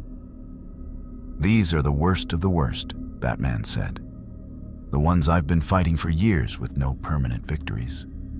The ones who will never stop, never reform, never be anything but threats to innocent lives. And if you're going to consume criminals, stick to this list." Mercer scanned through the names. Joker, Scarecrow, Poison Ivy, Bane, Zosh, Firefly, Man-Bat. A rogues gallery of Gotham's nightmares. Each file contained enough horror to justify permanent removal. "The Joker's on here," Mercer noted. "You'd let me consume him?" Batman's hands clenched into fists. "If you can catch him, yes. But you won't. He's too unpredictable, too lucky, and too good at hiding. I've been trying to put him away permanently for a decade. You'll have the same problem." "We'll see," Mercer said, filing that challenge away for later consideration. "Enough talk," Batman said, moving toward the sewer access point. "Croc is below us, probably feeding on his latest victim. We go in fast, you engage while I evacuate any survivors. He's stronger than he looks and smarter than he acts. Don't underestimate him." They descended into Gotham's underworld, literally. The sewer system was a maze of brick tunnels and concrete passages flowing with wastewater and worse. Mercer's enhanced senses detected the layers of filth, the chemical runoff from illegal drug labs, the occasional corpse decomposing in forgotten alcoves. This was Gotham's truth beneath the Gothic grandeur, a city rotting from the inside out. Batman led them deeper, moving with practiced silence through the darkness. Mercer followed, his thermal vision painting the tunnels in shades of heat. The warm water, the cooling pipes, and something massive lurking in a junction chamber ahead. Killer Croc. The creature was even larger in person than the holographic display suggested. 9 feet tall and built like a prehistoric predator. His scales gleamed wetly in the dim light, filtering from street grates above. He was crouched over something Mercer recognized as human remains, tearing flesh from bone with casual efficiency. "Croc!" Batman called out, his voice echoing through the chamber. "It's over. Stand down." Killer Croc's head snapped up, revealing eyes that held more animal intelligence than human reason. Blood dripped from his jaws. When he spoke, his voice was a bestial growl filtered through vocal cords that barely remembered human speech. "Batman," Croc rumbled, rising to his full height. "Brought a friend this time? Smart. You can't take me alone. Not anymore. I'm stronger now. Faster. Better." "You're dying." "Waylon," Batman said, and there was genuine sadness in his voice. "The treatments are killing you. Let us help." "Help?" Croc laughed, the sound wet and horrible. "You mean lock me up again? Pump me full of chemicals that make me weaker, stupider, more pathetic? No, I'm done being human. Done pretending I'm something I'm not. Down here, I'm king. Down here, I'm what I was always meant to be." "A cannibal living in sewage?" Mercer interjected, stepping forward. "Inspiring life goals." Croc's eyes fixed on him, and Mercer saw the moment of recognition, not of Mercer specifically, but of threat. Croc's nostrils flared, scenting the air, and his posture shifted to combat ready. "You smell wrong," Croc growled. "Not human, not normal. What are you?" "I'm what happens when evolution stops being polite and starts being efficient," Mercer replied, to his body already beginning to shift. Muscle mass increased, bone density reinforced. Claws extended from his fingers, not as large as Croc's, but sharper, designed for precision rather than brute force. Croc grinned, revealing rows of serrated teeth. Good. I was getting tired of easy prey. He attacked with shocking speed for something his size, crossing the 20 feet between them in a single leap. Mercer dodged left, claws raking across Croc's ribs as the creature sailed past. Scales deflected most of the damage, but greenish blood welled from shallow cuts. Croc landed, spun, and charged again. This time Mercer met him head-on, both hands transforming into massive hammer fists. He slammed them down on Croc's skull with enough force to crater concrete. Croc's head snapped down from the impact, but he didn't fall. Instead, he grabbed Mercer's arm and bit down, jaws designed to crush bone clamping around Mercer's bicep. Pain receptors screamed. Mercer felt teeth punching through his biomass, tearing chunks of tissue. But pain was just information, and the Blacklight Virus had long ago optimized pain response to be useful rather than debilitating. Mercer's free arm transformed into a blade, and he drove it into Croc's shoulder, angling for the joint. The blade punched through scales and muscle, wedging between bone. Croc roared and released his bite, stumbling back.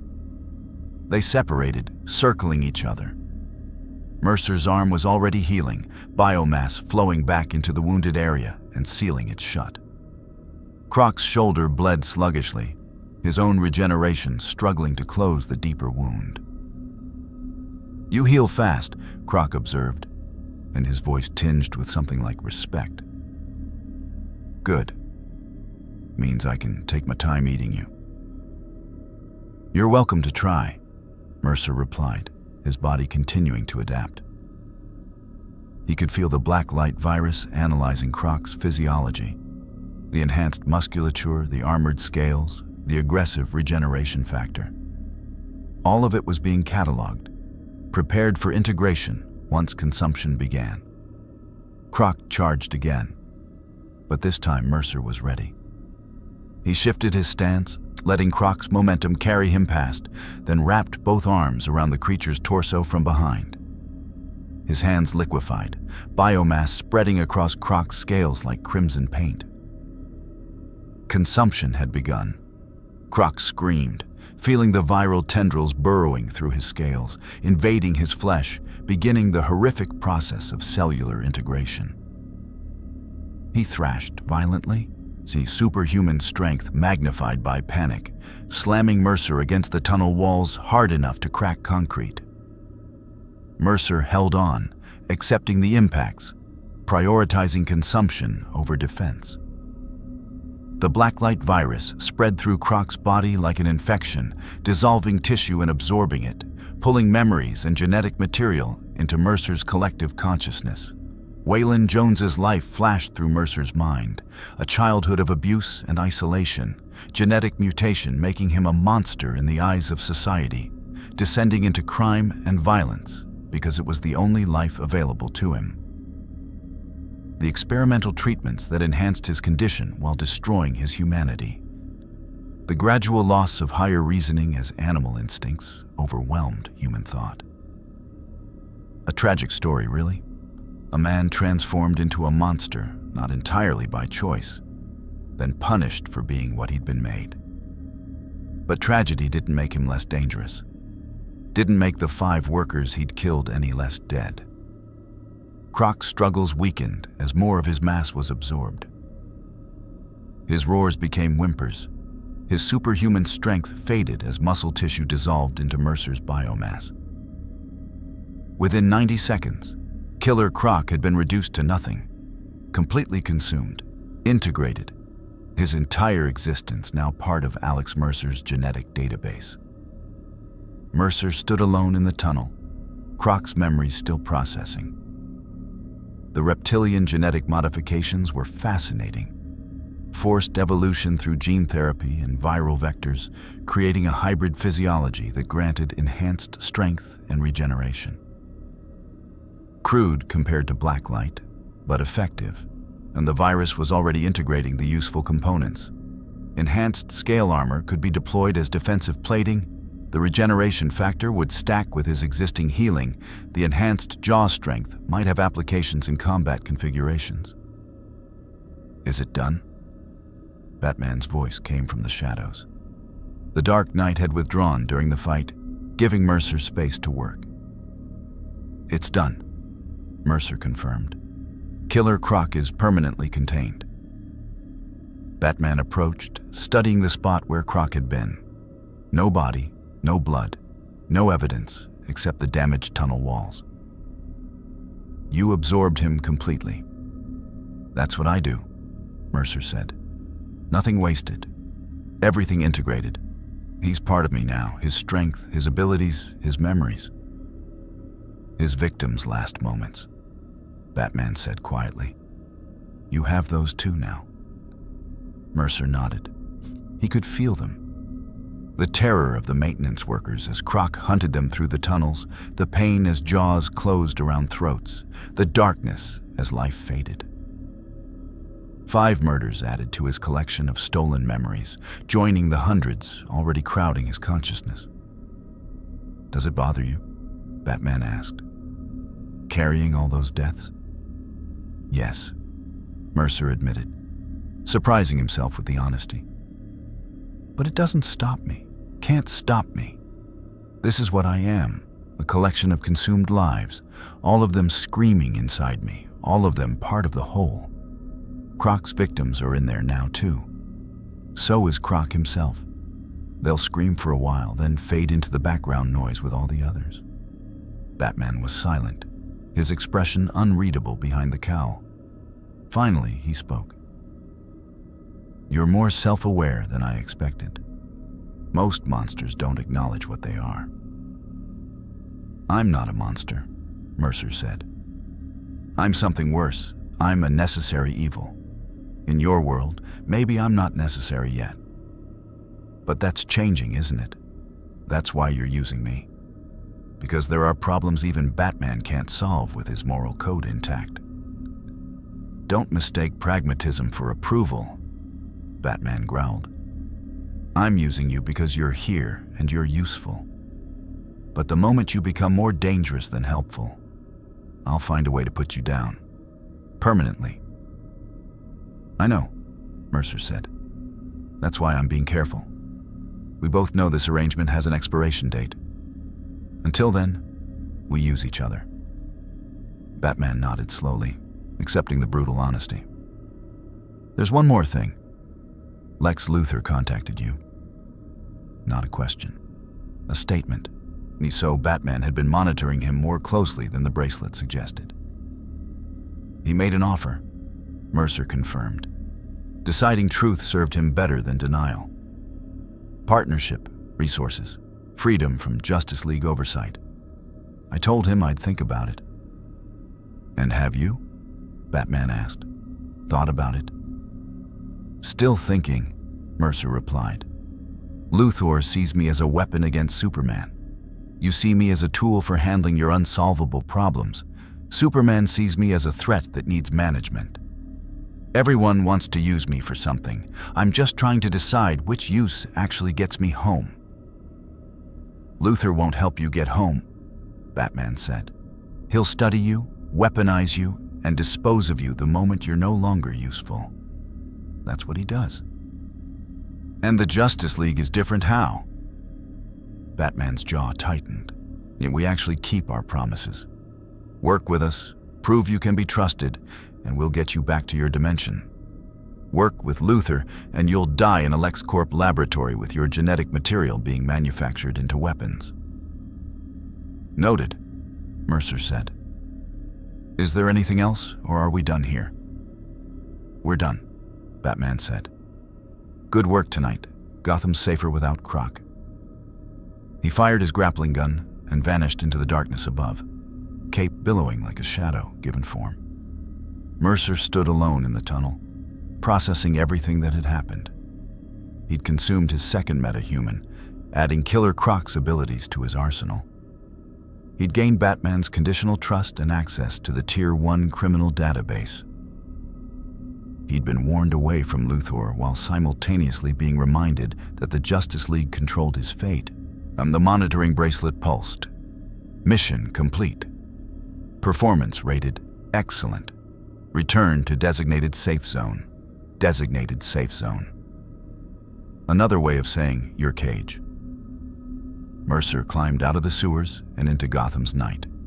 The city sprawled before him, full of criminals and monsters, heroes and victims. A city that needed Batman because it was too broken to save itself. He understood that now. Understood why Batman had authorized Killer Croc's permanent removal. Because some problems couldn't be solved. They could only be eliminated. And Mercer was very, very good at elimination. But he was also good at adaptation, at evolution, at playing multiple sides against each other until he found the optimal survival strategy. The Justice League wanted him controlled. Luthor wanted him weaponized. Batman wanted him useful. Oh, that's what Mercer wanted, was to survive long enough to choose his own path. And with Croc's strength, Parasite's energy drain, and his own Blacklight abilities all integrated into one evolving package, he was getting closer to that goal every day. The next 14 days passed with deceptive quiet. Mercer divided his time between his abandoned chemical plant base and low-profile exploration of the DC universe. He learned the layout of Metropolis better than most natives, studied Gotham's criminal ecosystem, and began quietly researching the names on Batman's Tier 1 list. He consumed no one during this time, adhering strictly to the Justice League's rules, building trust while quietly cataloging opportunities. But the quiet was a facade. Mercer could feel the tension building like atmospheric pressure before a storm. Lex Luthor's communication device remained silent in his pocket, but Mercer knew the offer still stood. The Justice League's monitoring remained constant but respectful, giving him space to adapt. And the Blacklight Virus continued its quiet work, integrating Parasite's energy-draining capability and Killer Croc's enhanced physiology into its core functions. It was on the 15th day that the storm broke. Mercer was in the midst of testing his refined energy absorption when his monitoring bracelet lit up with an emergency alert unlike any he'd seen before. Critical alert. Cosmic tier threat detected designation. Darkseid scan location. Global status, Apokolipsian observation. In progress, all League members to Watchtower. Immediately, before Mercer could process the message, the air in front of him shimmered and tore open. Not the chaotic rift that had brought him to this universe. This was deliberate, surgical, a perfect rectangular portal edged in crackling black energy. Through it stepped a creature that made Killer Croc look like a child's nightmare. Darkseid. Mercer's viral senses screamed warnings before his conscious mind fully registered the threat. This being radiated power like a star radiates heat, not just physical strength, but conceptual weight. Darkseid didn't just occupy space, he defined it. The very air seemed to thicken and darken around him, shadows gathering as if paying homage. He was massive, 7 feet tall and built like a fortress carved from living stone. His skin was gray and textured like cooled lava. His eyes glowed with the hellfire red of dying suns. And his presence carried the weight of tyranny given form. Alex Mercer. Darkseid spoke, and the voice was the sound of mountains grinding against one another. The anomalous viral entity. I have been observing you. Mercer shifted instantly into full combat configuration. A biomass armor plating covered his body. Claws extended to their maximum length. His muscles densified for explosive movement. Every instinct screamed that this was an existential threat. "You're Darkseid," Mercer said, keeping his voice level despite the biological imperative to either flee or attack. "Lord of Apokolips, I've seen the files. I am beyond files, Darkseid rumbled, taking a single step forward that shook the concrete floor. I am the truth that awaits all existence. I am the darkness at the end of all light. And you are an interesting variable. Mercer's mind raced through options. Fight. Darkseid was a cosmic tier threat who regularly battled Superman and the entire Justice League simultaneously. Flee? The portal was still open behind Darkseid, but escaping through apocalyptic technology seemed unwise. Talk? And that seemed the least immediately suicidal option. What do you want? Mercer asked. Your potential, Darkseid said, his glowing eyes studying Mercer with clinical interest. You are not alive in the conventional sense. You are not dead. You exist in a state of constant evolution, adapting to survive. That is a trait the new gods value. Adaptation is the engine of conquest. Mercer remained silent, waiting. Darkseid wanted something specific. Join me, Darkseid said, the offer delivered like a command. Serve Apokolips. I will grant you access to biological samples beyond your imagining. Alien physiologies from 1,000 conquered worlds. Genetic archives containing the building blocks of life as designed by the old gods. You could evolve beyond your current limitations. It becomes something truly magnificent. And in return? Mercer asked, though he already knew the answer. You will become the template for a new breed of parademon, Darkseid said. A viral strain that can infect and convert any biological life form, creating soldiers loyal only to me. An army that grows stronger with each conquest. A living weapon that spreads like a plague across the multiverse. Mercer understood immediately. Darkseid didn't want him as a soldier, he wanted him as a template. A biological blueprint for the ultimate invasion force. The Blacklight Virus, refined by apocalyptic science, unleashed upon unsuspecting worlds. You want to weaponize me on a cosmic scale, Mercer said. I want to elevate you to your true potential, Darkseid countered. You are currently a scavenger, consuming street-level criminals to sustain yourself. I offer you gods. I offer you the genetic material of Kryptonians, Martians, Tamarinians, and 100 other species of power. Imagine what you could become after consuming Superman. After absorbing the powers of the Green Lantern Corps. After integrating the divine essence of the Amazonians. The offer was terrifyingly tempting. Mercer could feel the Blacklight Virus responding to the idea, analyzing the possibilities, calculating the evolutionary potential. With access to those genetic samples, he could evolve beyond anything his original universe had imagined. He could become a god, but he would be Darkseid's god, a weapon of conquest, a plague to end freedom across the multiverse. And if I refuse? Mercer asked. Darkseid's eyes glowed brighter. Then you become a specimen. I will extract your genetic material by force and create the template regardless. The process will be unpleasant for you, but the result will be the same. Mercer calculated survival odds. Against Darkseid, alone in an abandoned chemical plant? Less than 1%. But he didn't need to win. He just needed to survive long enough for the Justice League to respond to the cosmic alert. He bought time. Superman and the Justice League are on their way, Mercer said. Your scan triggered their alarms. They'll be here any second. Darkseid actually smiled. A chilling expression that contained no warmth, only the promise of obliteration. Let them come. I have dealt with the Justice League many times. They are predictable, idealistic, weak. You, however, are not burdened by their limitations, and that is why you interest me. Mercer's bracelet pulsed again. Superman en route. ETA, 90 seconds, 90 seconds. Could he survive that long against Darkseid? Time to decide, Alex Mercer, Darkseid said, extending a hand. The gesture was less an offer and more a demand for surrender. Serve willingly and ascend to godhood.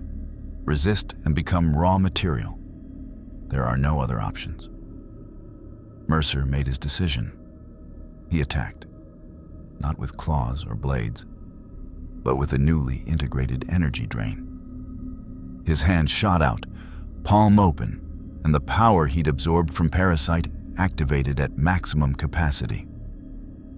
A vortex of purple energy erupted from his hand, latching onto Darkseid's chest, trying to drain the new god's cosmic power.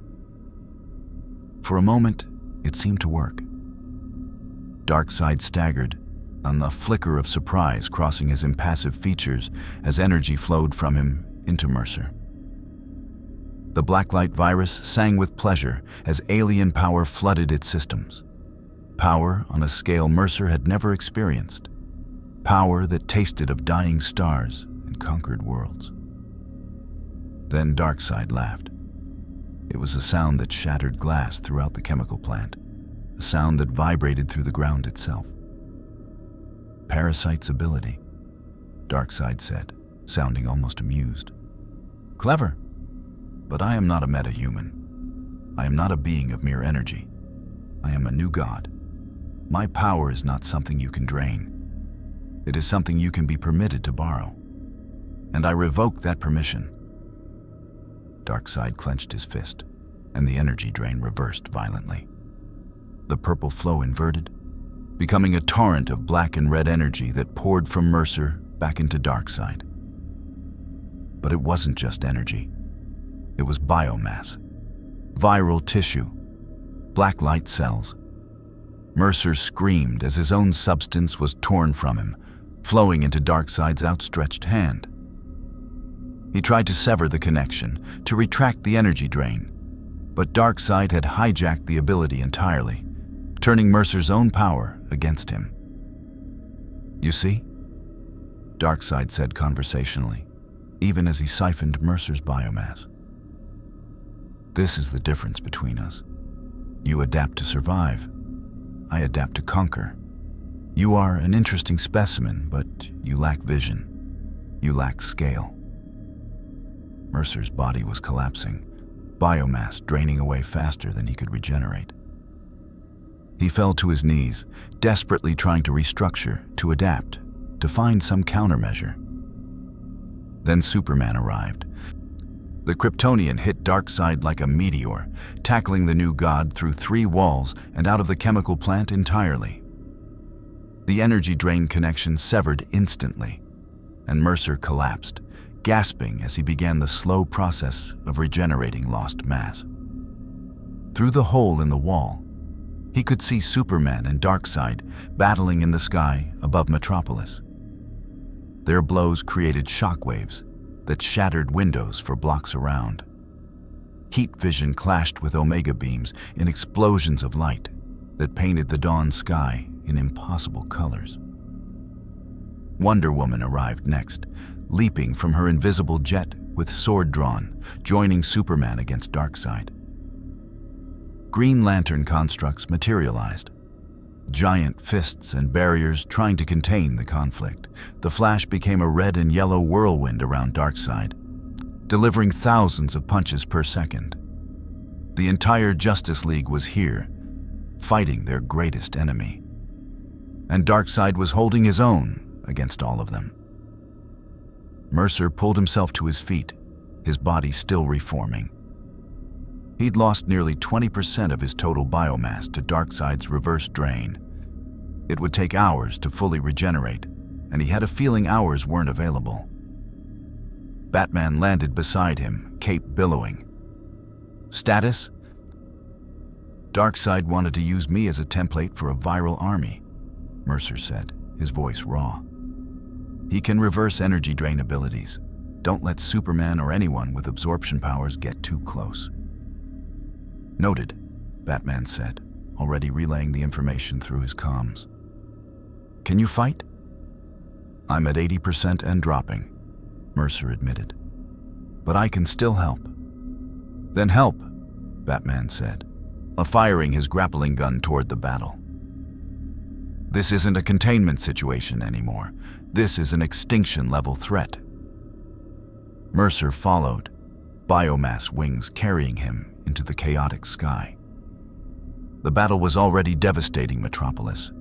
Entire buildings had been leveled by stray energy blasts. The air smelled of ozone, burning concrete, and something else.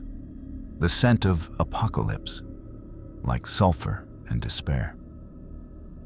Darkseid backhanded Superman through a skyscraper, then turned his Omega beams on Wonder Woman. The Amazonian deflected them with her bracelets, but the force of the impact drove her into the ground, cratering the street. "Your resistance is meaningless," Darkseid boomed, hovering above the devastation. "Earth will fall. All Earths fall in time. And I am that time." Green Lantern created a massive construct, a giant green anvil that he slammed down on Darkseid. The new god caught it with one hand and shattered it into emerald fragments. "The emotional spectrum is a child's toy compared to the Omega effect," Darkseid said, firing his Omega beams at the lantern. The beams curved around Construct's shields, homing in on their target. The flash intercepted them, vibrating at such high frequency that the Omega beams passed through him harmlessly. But the effort clearly strained him. He collapsed afterward, smoke rising from his costume. Mercer saw his opening. While Darkseid was focused on the Flash, Mercer dove from above, both arms transforming into massive hammer fists. He brought them down on Darkseid's head with every ounce of strength he possessed, augmented by Croc's enhanced musculature. The impact made a sound like a mountain breaking. Darkseid's head snapped down, and for a single, beautiful moment, Mercer thought he'd actually hurt him. Then Darkseid looked up, completely unharmed. "Interesting," Darkseid said. "You have absorbed Waylon Jones's physiology. The strength is impressive for a human derivative, but still insufficient." He grabbed Mercer by the throat, lifting him effortlessly. Omega energy crackled around Darkseid's free hand, aimed directly at Mercer's chest. "You will serve as my template one way or another," Darkseid said. "Even if I must reduce you to component molecules and reassemble you on Apokolips." Superman hit Darkseid from the side, heat vision at maximum intensity. The Kryptonian's eyes blazed with solar fire, cutting into Darkseid's shoulder. For the first time, Darkseid showed pain, a momentary flinch as the heat vision breached his defenses. He dropped Mercer, turning his full attention to Superman. "Kryptonian," Darkseid growled, "the last son of a dead world. You cling to this planet as if it were your own. But you are an orphan in the cosmos, and orphans have no place in the new order I will bring."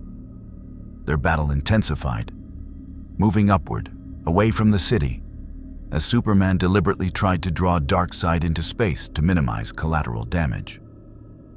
Mercer landed on a broken rooftop, watching them go. His throat was damaged. Darkseid's grip had crushed his trachea and cervical vertebrae. The Blacklight Virus was repairing the damage, but slowly. Too slowly. Wonder Woman landed beside him, her armor dented, blood trickling from a cut on her forehead. "Yet we cannot defeat him like this. Not with brute force. Darkseid has fallen before, but never to mere physical confrontation." "Then how?"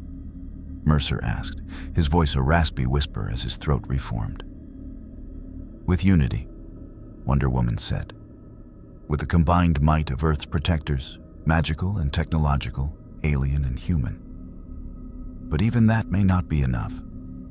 Darkseid is not just a being, he is an idea. The idea of tyranny given form." Mercer looked up at the sky, where Superman and Darkseid were now visible only as streaks of red and black light colliding in the stratosphere. Below, the Justice League regrouped, battered but not broken. Lex Luthor's communication device chose that moment to vibrate in Mercer's pocket. He pulled it out, ignoring Wonder Woman's sharp look. A text message appeared on the screen. "I have a solution. Meet me at LexCorp Tower. Bring the Justice League if you must, but come quickly. The window is closing." Mercer showed the message to Wonder Woman. Luthor claims he has a way to stop Darkseid. Wonder Woman's expression was pure disdain. Lex Luthor would sell this world to Darkseid if he thought it would give him an advantage over Superman. Maybe, Mercer said. Or maybe he actually has something. He's the smartest human on the planet, according to all the files. And right now, we need smart more than we need strong. Wonder Woman hesitated, then activated her comm. Batman, Superman, all points. Lex Luthor claims to have a solution to Darkseid. He wants to meet at LexCorp Tower. Superman's voice came through, strained with effort. It's a trap. It's always a trap with Luthor. Or it's our only chance, Mercer said. I'm speaking into Wonder Woman's comm. You're losing up there. I can see it. Darkseid is toying with you. He hasn't even brought his full forces. This is just him alone.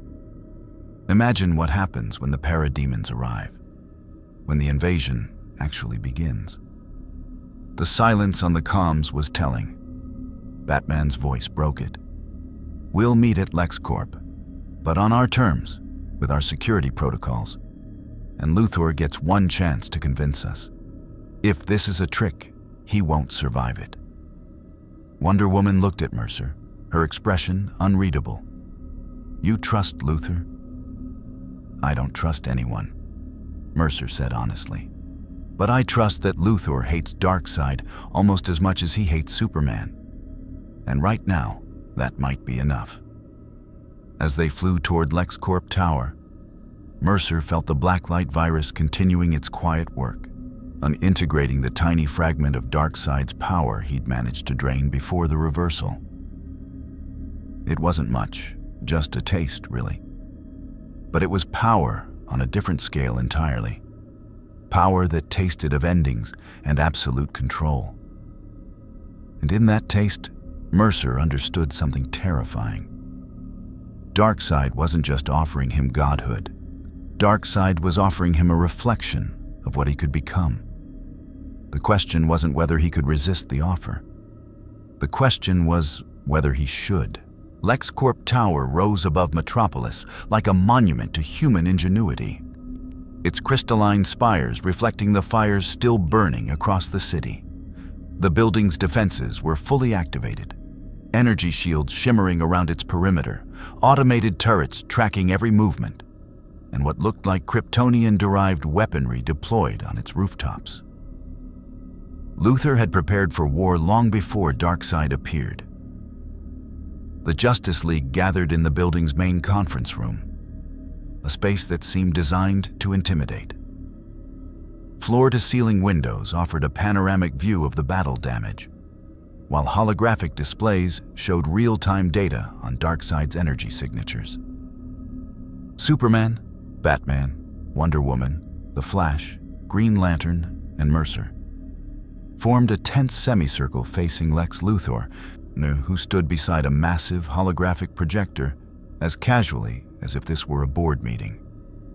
Let's dispense with the usual accusations, Luthor began, his voice calm despite the circumstances. Yes, I've studied Darkseid for years. Yes, I've prepared contingencies.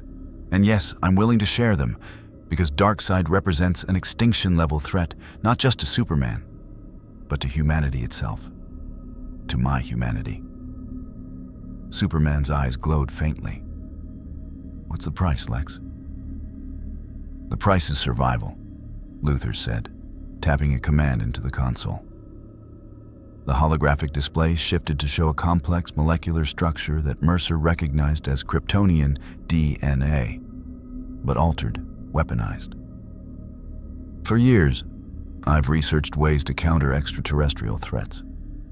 Darkseid was always at the top of the list. My solution is called the Omega Disruptor. Batman leaned forward, analyzing the data. A biological weapon. A targeted evolutionary regression field. Luthor corrected. Based on Kryptonian genetics, but refined with Apokoliptian tissue samples I've acquired over the years. When activated, it emits a wave that disrupts the connection between new gods and their power source. It doesn't kill them. It reduces them to baseline physiology. For Darkseid, that means he becomes as vulnerable as any other humanoid. Wonder Woman's eyes narrowed. You would strip a god of his divinity? I would strip a tyrant of his tyranny, Luthor countered. The device is ready. It's housed in a satellite in geosynchronous orbit. All it needs is to be activated within 100 meters of Darkseid. And why haven't you used it before? Green Lantern asked, his ring glowing with suspicion. 2 reasons, Luthor said, pulling up schematics of the satellite. First, the effect is temporary. 12 hours at most before Darkseid's connection to the Omega Force reestablishes. Second, the activation requires a specific energy signature that only occurs when Darkseid uses his Omega beams at full power. The disruptor uses that energy as a catalyst. The flash vibrated in place, a blur of motion. So we need to make Darkseid blast the satellite with his Omega beams? That's the plan? Hope the megalomaniacal god shoots the right thing? Not hope, Luthor said, a thin smile touching his lips. Manipulate. The satellite is equipped with technology that can briefly mimic the energy signature of something Darkseid wants to destroy above all else. All eyes turned to Superman. The disruptor can make itself look like me, Superman said, understanding immediately. Precisely, Luthor confirmed. To Darkseid's senses, the satellite will appear to be you, gathering solar energy for a final, desperate attack. He'll target it with his Omega beams. The moment they connect, the disruptor activates, and for 12 hours, Darkseid becomes mortal. The room was silent as the League processed the plan. Mercer watched them, analyzing their reactions. Superman's expression was conflicted. Using himself as bait went against his protective instincts. Batman was calculating, already running through failure scenarios. Wonder Woman looked uncomfortable with the deception. The Flash and Green Lantern seemed cautiously optimistic. And what's your role in this, Luthor? Batman asked, his voice dangerously calm. Why share this now after years of hoarding it? Because until today, Darkseid was Superman's problem, Luthor said bluntly. Now he's my problem. He invaded my city. He damaged my property. And more importantly, he represents a force that cannot be controlled, manipulated, or reasoned with. Darkseid doesn't want to rule humanity. He wants to erase it and replace it with something obedient. I have no interest in being erased. Mercer spoke for the first time since entering the room. You need someone to deliver the satellite into position. Someone who can survive close proximity to Darkseid long enough for the bait to work. Luthor's smile widened. Exactly. The Justice League can engage Darkseid, draw his attention, make him angry enough to use his full power. But someone needs to get the disruptor close. Superman is the obvious choice, but Darkseid will be expecting that. He'll be prepared for Kryptonian tactics. Whereas I'm an unknown variable, Mercer finished. A wild card. Darkseid has seen my abilities, but he doesn't know my full capabilities, especially not with the upgrades I've acquired here. Superman shook his head. No, this is my responsibility. I'll carry the disruptor. You'll fail, Luthor said without malice. Darkseid has fought you dozens of times. He knows your speed, your tactics, your patterns. And he'll destroy the satellite the moment he detects it. Mercer, however, is new, unpredictable, and more importantly, he's biologically adaptable in ways even Darkseid doesn't fully understand. Batman studied Mercer. Can you do it? Can you get close enough to Darkseid to make this work? Mercer considered. The plan was dangerous, suicidally so. Darkseid had already demonstrated he could overpower him easily. But there were factors Luthor didn't know about. The fragment of Darkseid's power Mercer had absorbed was already integrating, giving him a slight resonance with Apokoliptian energy. That might be enough to mask the Disruptor's true nature until it was too late. And there was another consideration. If the Disruptor worked and Darkseid was reduced to mortality for 12 hours, and that would be the perfect opportunity to consume him. I can do it, Mercer said. But I need something from Luthor first. Name it, Luthor said. The genetic samples you mentioned, the ones from 1,000 worlds. I want access to them, not as payment, as preparation. If I'm going to survive close contact with Darkseid, I need to be stronger than I am now. Luthor's expression became calculating. You want to consume alien DNA before the mission. To adapt to Apokoliptian biology, Mercer clarified. To understand what I'm dealing with on a cellular level. You have Apokoliptian tissue samples. You said so yourself. Let me study them. Let me integrate them. Superman stepped forward. Absolutely not. We're not letting you power up with unknown alien biology right before a critical mission. It's the only way the mission succeeds, Mercer countered. Right now, Darkseid sees me as an interesting insect. If I show up with even a trace of Apokoliptian genetic markers, he might hesitate. He might wonder if I've already been compromised by his forces. That hesitation could be the difference between the Disruptor activating and me being vaporized. The argument hung in the air. Mercer could see Batman weighing the risks, Superman wrestling with his instincts, the rest of the League looking to them for leadership. It's too dangerous, Wonder Woman said finally. We don't know what integrating Apokoliptian DNA will do to him. It could corrupt him, turn him into something even worse. It could also give us our best chance at victory, Batman said quietly. He turned to Luthor. Do you have containment protocols for the samples? Level 10 biohazard isolation, Luthor confirmed. In my private lab beneath the tower, the samples are stored in stasis fields that prevent any biological activity. Then we do it under controlled conditions, Batman decided. Mercer gets access to one Apokoliptian sample, one only, under full League supervision. We monitor every aspect of the integration. If there's any sign of corruption or unwanted mutation, we abort. Superman looked like he wanted to argue further, but a massive explosion outside the windows distracted everyone. Darkseid had returned to Metropolis, and he wasn't alone this time. A boom tube had opened above the city, and parademons were pouring through by the thousands, winged, armored horrors armed with Apokoliptian weaponry. The debate is over, Luthor said, his voice urgent. We're out of time. Mercer, come with me. The rest of you, buy us 20 minutes. That's all we need.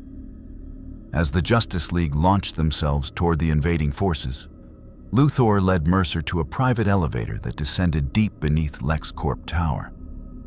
The lab they entered was a masterpiece of biotechnology, gleaming chrome and glass containing specimens that defied earthly biology. In here, Luthor said, leading Mercer to a stasis chamber containing a single, pulsating piece of flesh about the size of a human heart. It was gray, like Darkseid's skin, and seemed to have a faint internal luminescence. Parademon neural cluster, Luthor explained. the control center for their hive mind. It contains the basic Apokoliptian genetic template, along with the psychic resonances that connect them to Darkseid. Consume this, and you'll not only gain their biology, you'll gain a fragment of their network. You'll understand how they think, how they obey. Mercer studied the sample. The Blacklight Virus was already responding to it, recognizing it as something both alien and powerful. Consuming it would be risky. It might try to overwrite his consciousness with Apokoliptian programming, but it might also give him the insight he needed to fool Darkseid. "Open the chamber," Mercer said. Luthor entered a complex code, and the stasis field deactivated. The neural cluster floated free, pulsing with malevolent energy.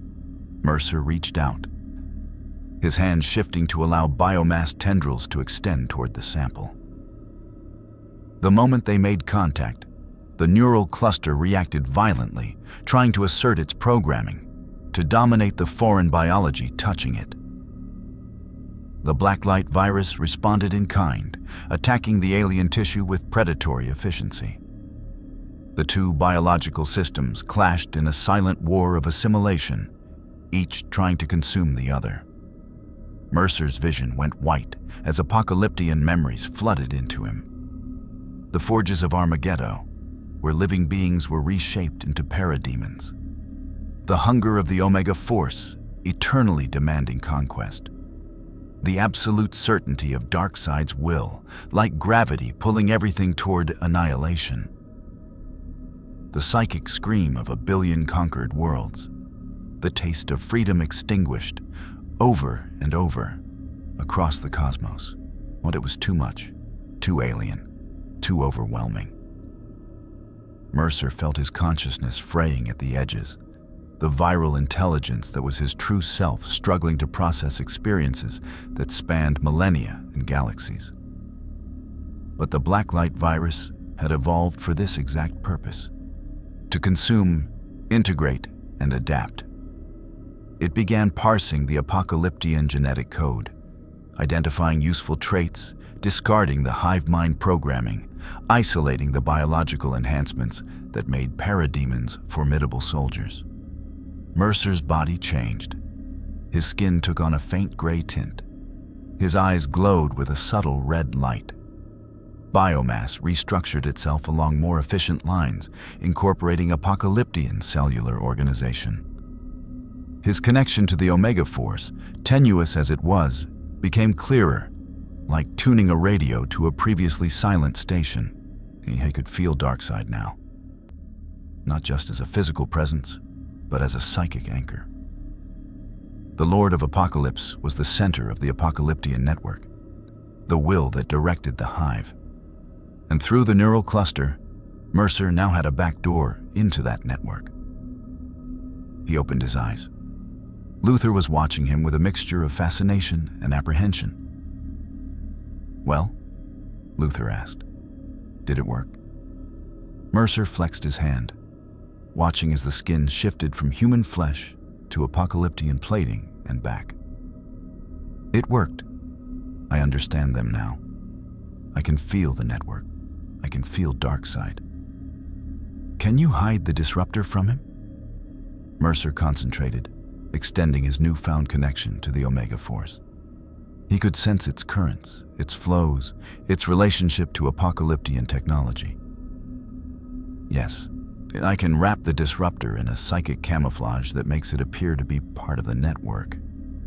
Darkseid won't detect it until it's too late."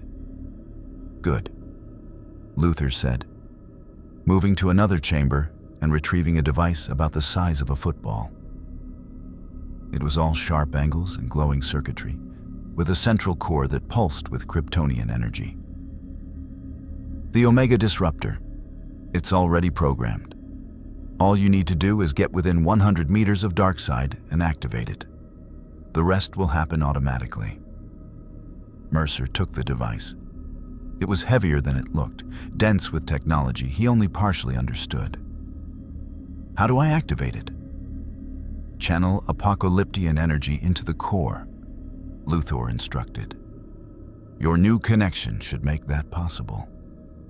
The moment it senses Omega energy from Darkseid's beams, or it will emit the disruption wave. Outside, the sounds of battle were growing louder. The parademons were swarming the city, and even with the Justice League fighting at full capacity, they were being overwhelmed by sheer numbers. "We're out of time," Mercer said, attaching the disruptor to his back, where biomass tendrils could hold it securely. "Get to safety, Luthor. This is going to get messy." "I have a bunker," Luthor said, already moving toward an emergency exit. "Good luck, Mercer, for all our sakes." Mercer didn't respond. He was already focusing on his new connection to the Apokoliptian network, using it to mask his presence as he launched himself back into the battle. The sky above Metropolis was a war zone. Parademons darkened the sky like locusts. Green Lantern's constructs flickered as he fought hundreds at once. Under the flash was a red streak rescuing civilians too fast for the naked eye to follow. Wonder Woman's sword flashed, cutting through winged horrors. Superman and Darkseid battled at the center of it all, their conflict creating a storm of energy and debris. Mercer flew toward the heart of the storm, the disruptor on his back masked by Apokoliptian psychic camouflage. Through his connection to the network, he could feel Darkseid's attention, focused primarily on Superman, but aware of everything happening in the battle. He could also feel something else: curiosity. Darkseid had sensed the change in him, the Apokoliptian markers in his biology. The Lord of Apokolips was trying to determine if Mercer had been converted, if he was now part of the Hive. Mercer played into that uncertainty. He altered his flight path, moving not toward Darkseid directly, but toward a cluster of parademons attacking Wonder Woman. His claws extended, and he tore through them with brutal efficiency. But he made sure to leave their neural clusters intact, a sign of respect for Apokoliptian biology that wouldn't go unnoticed. As he fought, he broadcast a simple psychic message through his connection to the network: submission, evolution, service. It was the parademon mantra, the core of their programming. Mercer felt Darkseid's attention sharpen, focusing on him specifically now. "Interesting," a voice echoed in Mercer's mind. It was Darkseid, speaking through the network directly. "You have embraced your true purpose.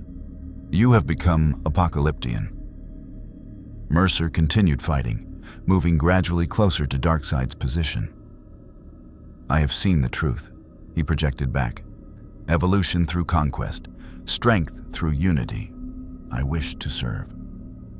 "Then prove it," Darkseid commanded. "Kill the Kryptonian."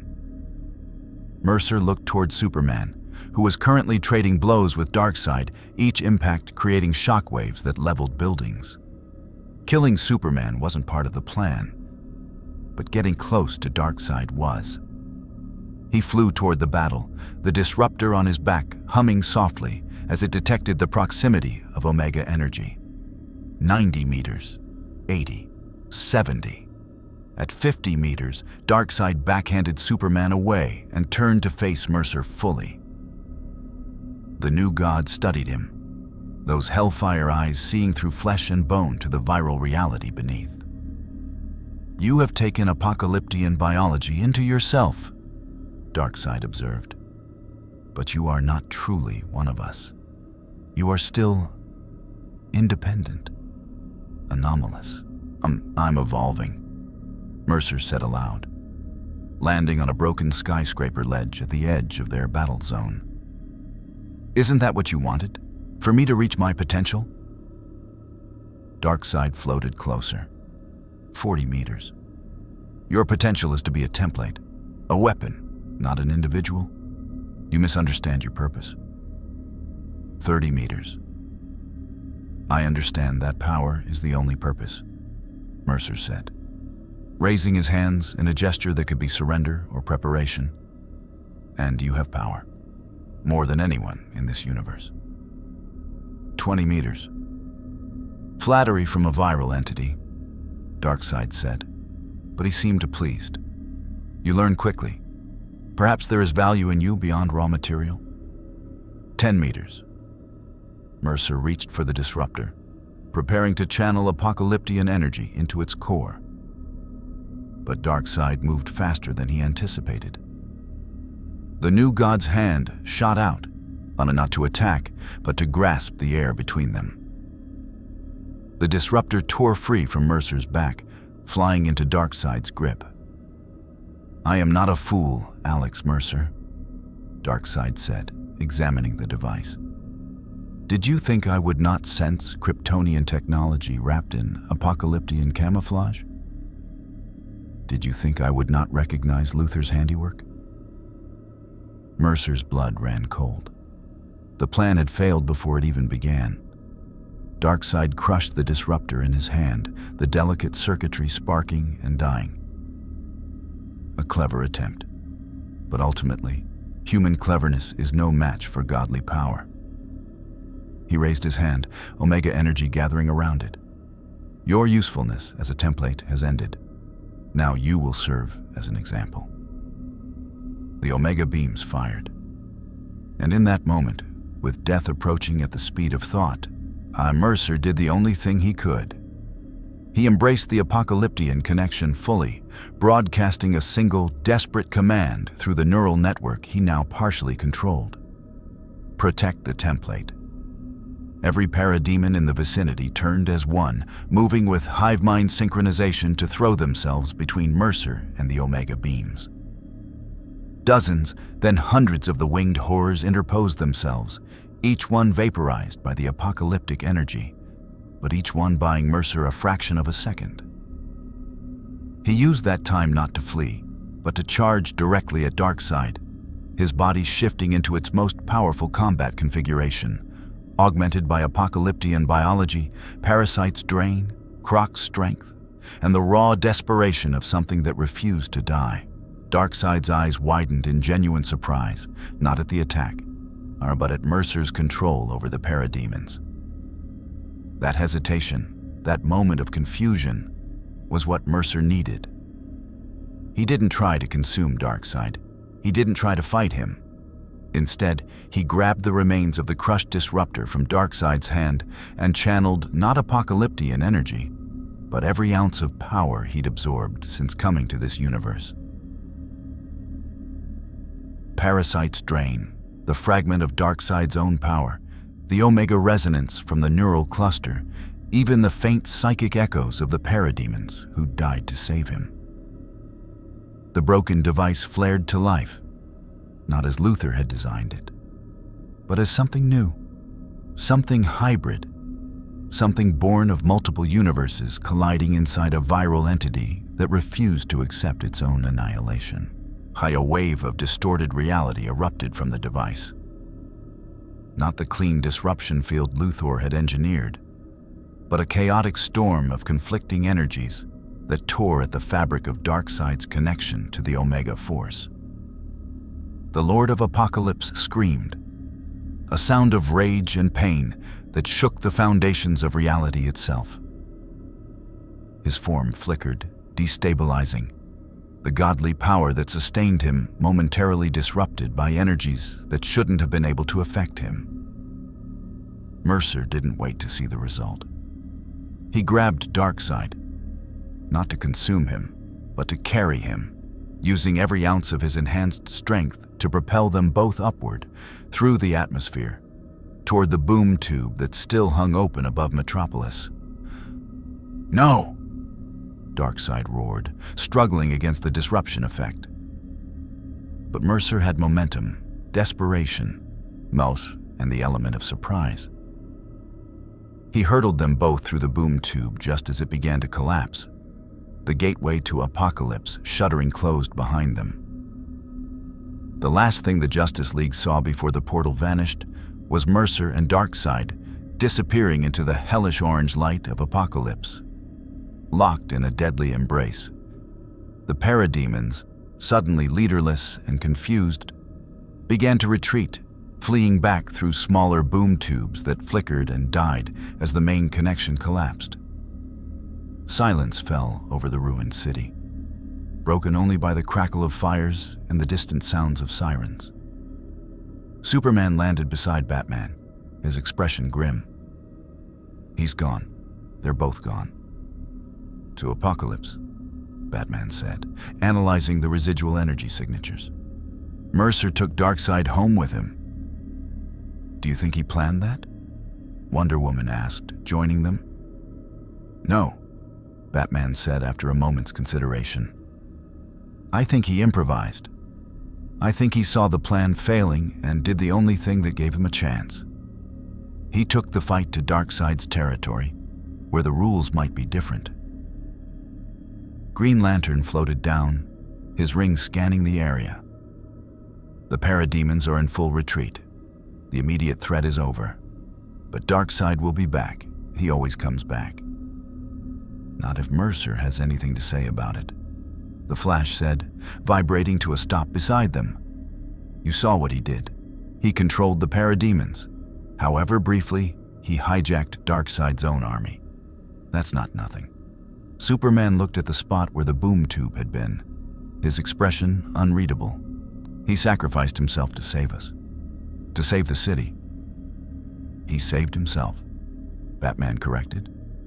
"But in doing so, he saved us too. The question now is what happens on Apokolips, and whether we'll ever see Alex Mercer again." Above them, the sky began to clear, the unnatural darkness of Apokolips fading to reveal the blue of Earth's atmosphere. The battle was over, but the war, they all knew, had just entered a new phase. And somewhere on the hell world of Apokolips, a viral predator from another universe was fighting a god on his home turf. The outcome of that conflict would change everything. Apokolips was hell-given geography.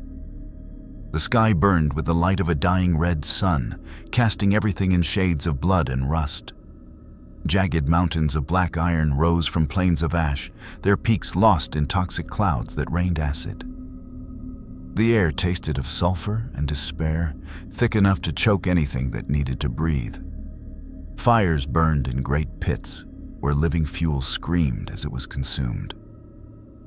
This was not a world. It was a monument to tyranny, every inch of it shaped by Darkseid's will. Mercer and Darkseid crashed into the side of one of the iron mountains, the impact carving a trench through rock and metal. The Omega disruption effect was already fading. Darkseid's connection to the planet's power source was reasserting itself, healing the damage Mercer's improvised attack had caused. But for now, they were on equal footing, or as equal as a viral entity and a wounded god could be. Mercer rolled to his feet, biomass already repairing the damage from their violent entry. The apocalyptian genetic markers he'd absorbed were responding to the environment, adapting to the toxic atmosphere, the intense gravity, the psychic pressure of a world that hated all life. Darkseid rose more slowly, the usual omnipotence in his movements replaced by something resembling effort. He glared at Mercer, his eyes burning with pure, undiluted hatred. "You have brought defilement to my home," Darkseid rumbled, his voice carrying across the ashen plains. "For that, you will suffer eternally." Mercer didn't respond with words. He responded with adaptation. His body shifted, incorporating the environmental data flooding his senses. Biomass reconfigured to filter the toxic air, to resist the corrosive rain, to anchor itself against the higher gravity. The parademon neural cluster's knowledge of Apokolips gave him a map of the territory. The forges, the barracks, the pits where dissenters were tortured, and at the center of it all, the Omega Sanctorum where Darkseid drew his power. Darkseid attacked, his speed still godly despite the disruption. A fist that could shatter planets came at Mercer's head. Mercer didn't try to block it, he let it connect. The impact vaporized his skull and most of his upper torso. But the Blacklight Virus had already anticipated the attack. Mercer's consciousness had distributed itself throughout his biomass the moment they arrived. The destroyed tissue was sacrifice, not defeat.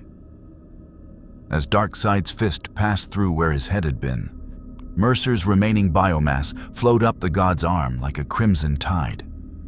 Tendrils burrowed into the microscopic gaps between Darkseid's cells, seeking purchase, beginning the consumption process. Darkseid roared, Omega energy erupting from his skin, burning away the invading biomass. But not all of it. Some had already penetrated, already begun integrating. Mercer reformed a dozen yards away, already analyzing the biological data he'd stolen. Darkseid's physiology was beyond alien. It was conceptual. His cells weren't just alive. They were incarnations of the idea of tyranny.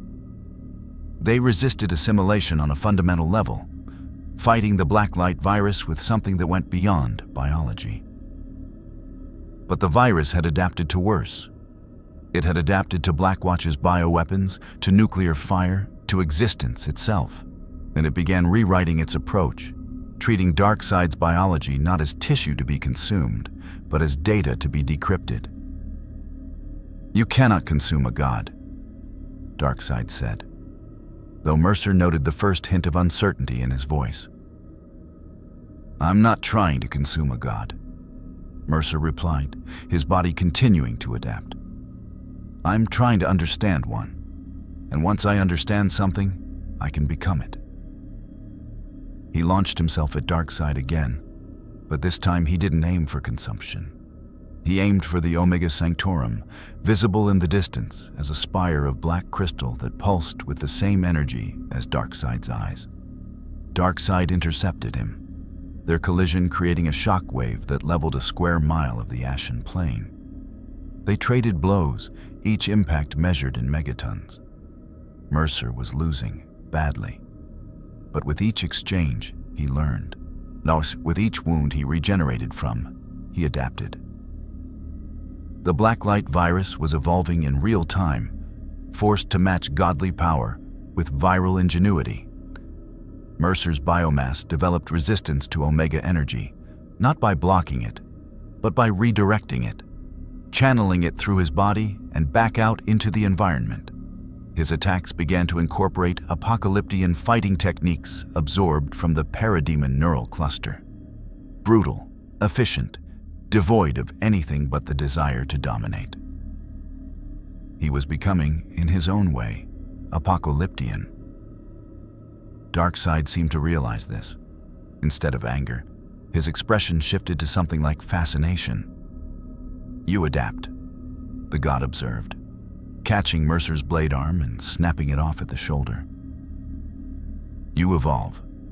You are the perfect weapon, a being that becomes whatever it needs to be to survive, to conquer." Mercer regenerated the arm, the new limb stronger, denser, incorporating lessons learned from breaking. "I'm not your weapon. You are whatever I say you are," Darkseid replied. And for the first time, Mercer felt the full weight of the Omega Force directed at him personally. Not as an attack, but as a command. "Kneel." The pressure was unimaginable. It wasn't physical force. It was the weight of destiny, the inevitability of submission written into the fabric of reality itself. Mercer felt his biomass buckling, his consciousness fraying, the very idea of resistance becoming meaningless. He remembered the homeless man he'd consumed his first night in the DC universe. James Corrigan. He remembered the maintenance workers Killer Croc had eaten. And he remembered the parademons who'd thrown themselves into Darkseid's Omega beams because he'd hijacked their programming. He remembered that he was not just a virus. He was a collection of every life he'd consumed, and not one of them had knelt when it mattered. "No," Mercer said. And the word was a biological imperative, a viral declaration of independence. He didn't resist the pressure. He absorbed it, He took the concept of submission and consumed it, adding it to the library of experiences that made him what he was. The Blacklight Virus treated Darkseid's command as just another environmental factor to adapt to. And it adapted. Mercer stood straight, the pressure now just data, just another piece of information to be processed. Is that all you have? The ability to tell people to kneel? For the first time, Mercer saw genuine surprise on Darkseid's face. Then slowly, it turned to something that might have been respect. "Fascinating," Darkseid said. "You are not merely immune to the anti-life equation. You have consumed its shadow. You have made my power part of your evolution." "That's what I do," Mercer said, and charged. This time, Darkseid didn't meet him head-on. The god retreated, flying backward toward the Omega Sanctorum. Mercer pursued, biomass wings carrying him over the hellish landscape. Below them, Apokolips stirred. Parademons rose from their barracks in uncountable numbers. War machines, living metal monstrosities fueled by tortured souls, turned their weapons skyward. Darkseid was calling his army. Mercer reached into the neural network, broadcasting his own command. "I am the template. I am evolution. Stand down." And the response was chaos. Some parademons hesitated, torn between their programming and the being who now shared their biology. Others continued their attack. The war machines had no such conflict. They opened fire, energy beams slicing through the toxic air. Mercer dodged, weaved, adapted.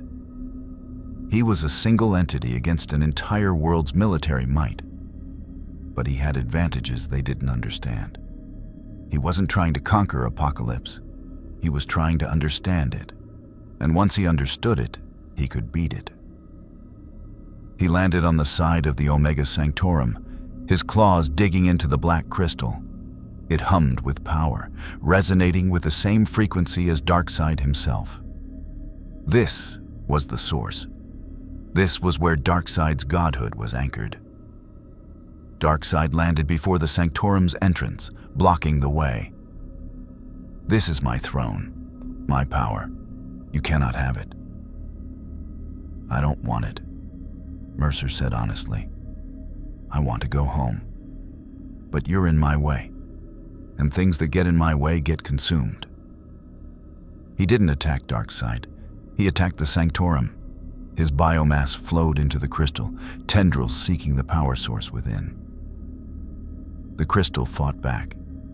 It was alive in its own way, a manifestation of Darkseid's will. It burned the invading tissue with Omega energy, dissolved it with conceptual negation, erased it from existence. But the Blacklight Virus had faced erasure before. In the nuclear fire that had consumed Manhattan, in the dimensional rift that had torn it from its home universe, in the countless times it had been shot, burned, blasted, and disintegrated. It always came back. Because the Blacklight Virus wasn't just biology. It was an idea. The idea that life, a once created, will fight to continue existing by any means necessary. The idea that evolution doesn't care about morality or purpose. It cares only about survival. The idea that even a god can be understood, and once understood, can be overcome. Mercer felt the moment his biomass connected to the Sanctorum's power source. It wasn't energy in any conventional sense.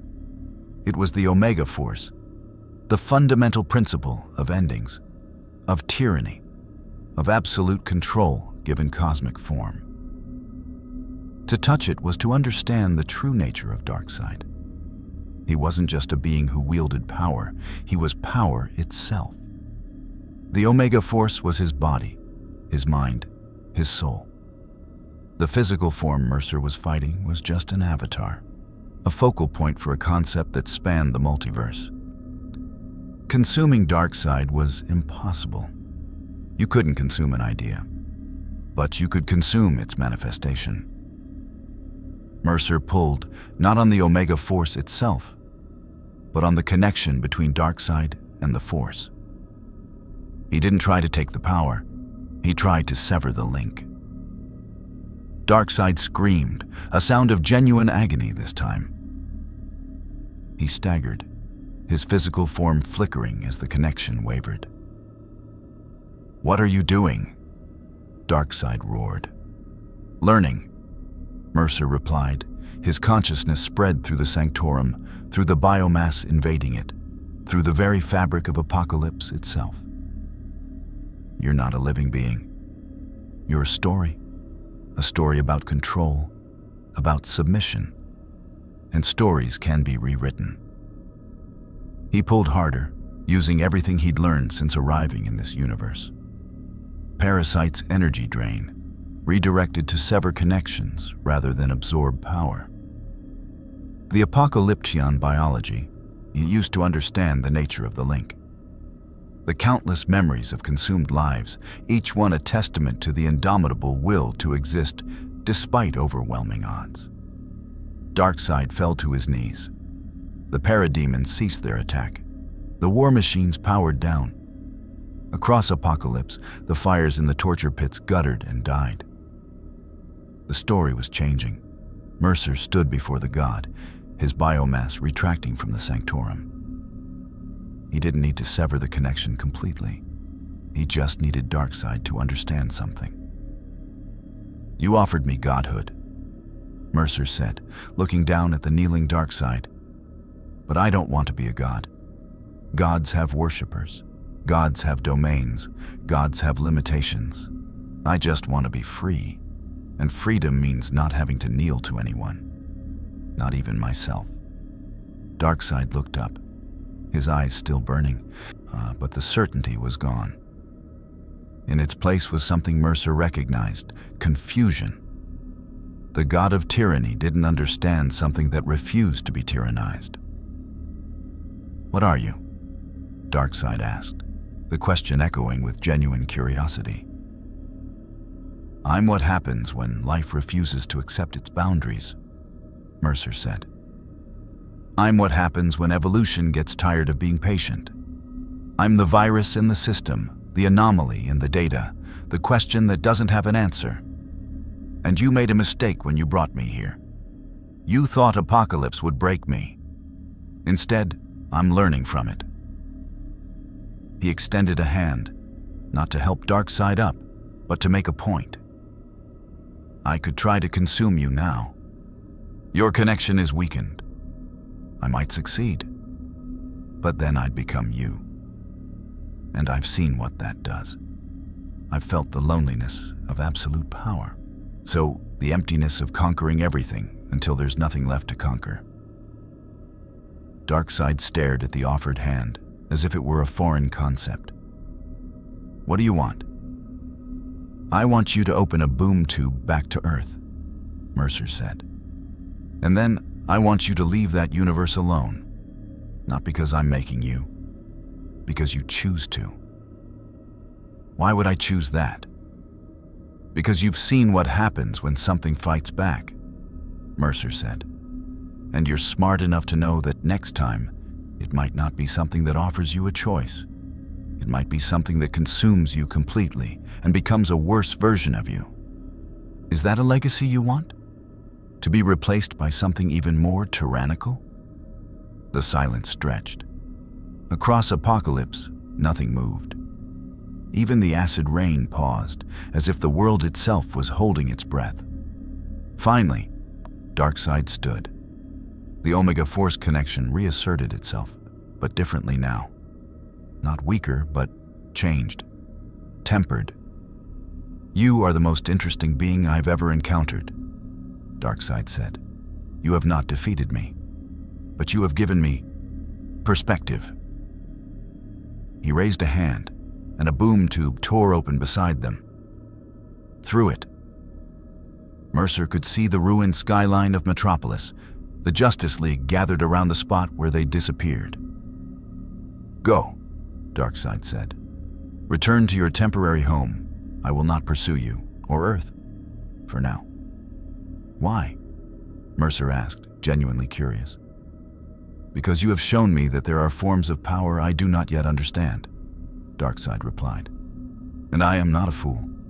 I do not make war on mysteries until I have solved them. Consider this a temporary ceasefire, a period of study. Mercer nodded, and that was good enough. More than good enough. He stepped toward the boom tube, then paused. One more thing. The genetic samples. The knowledge of 1,000 worlds. I want access to them, not to conquer, to understand. Darkseid actually smiled, a chilling expression that nonetheless held a hint of genuine amusement. You seek to evolve further, even after all you have achieved here. Evolution doesn't stop, Mercer said. Not for viruses, not for gods. Darkseid waved a hand, and a data crystal materialized, floating toward Mercer. Apokoliptian genetic archives. Every species we have encountered, conquered, or created. Study them, evolve, become something even more interesting. And when you have reached your full potential, return. We will see what happens when two perfect beings meet with understanding rather than conflict. Mercer took the crystal. It hummed with information, with possibilities, with the raw material for evolution on a cosmic scale. He stepped through the boom tube. The transition was smoother this time, controlled. He emerged in Metropolis, the portal snapping shut behind him. The Justice League surrounded him immediately, weapons raised, powers at the ready. Where's Darkseid? Superman demanded. On Apokolips, Mercer said. He's agreed to leave Earth alone, for now. And we're supposed to believe that? Green Lantern asked, his ring glowing brightly. Mercer didn't answer. He just held up the data crystal. He gave me this. The complete genetic archives of Apokolips. Every species they've ever encountered.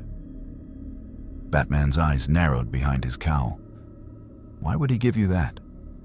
Because he's curious, Mercer said. Curious about what I'll become. And I think I am too. He looked at the heroes surrounding him, at the city they protected, at the world he'd been thrust into by accident. He was stronger now than he'd ever been. He had the genetic material of 1,000 alien species. He had the ability to evolve in ways his original universe could never have imagined. But he also had something else. A choice. He could stay here, become the Justice League's weapon, their attack dog, their solution to problems they couldn't solve. He could take Luthor's offer, become a power broker in the shadows. He could even return to Apokolips, accept Darkseid's offer, become a god, or he could do something else entirely. The dimensional research, Mercer said to Superman. How close are you to sending me home? Superman exchanged a look with Batman. Close, another week, maybe 2. We've been working on it. Good, Mercer said, because I think it's time I went home. Wonder Woman lowered her sword slightly. After all you've gained here, after the power you've acquired, you would return to a dying world? It's my world, Mercer said simply. And maybe it doesn't have to die. Maybe with what I've learned here, with what I've become, I can save it. Or at least give it a fighting chance. He looked at the data crystal in his hand. I'll take this with me. I'll study it. I'll evolve. And maybe one day, when my world is safe, I'll come back. Or maybe you'll need my help. Or maybe we'll just meet by accident again, in some other universe, some other reality. He smiled, a rare expression that almost looked human. The multiverse is infinite after all. The Justice League lowered their weapons, one by one. They didn't trust him. They would never fully trust him. But they respected him. And in a world of gods and monsters, sometimes respect was enough. 2 weeks, Superman said. We'll have the portal ready. You have my word." Mercer nodded. "Then I'll wait, and I'll stay clean. No more consumption. Not unless you authorize it."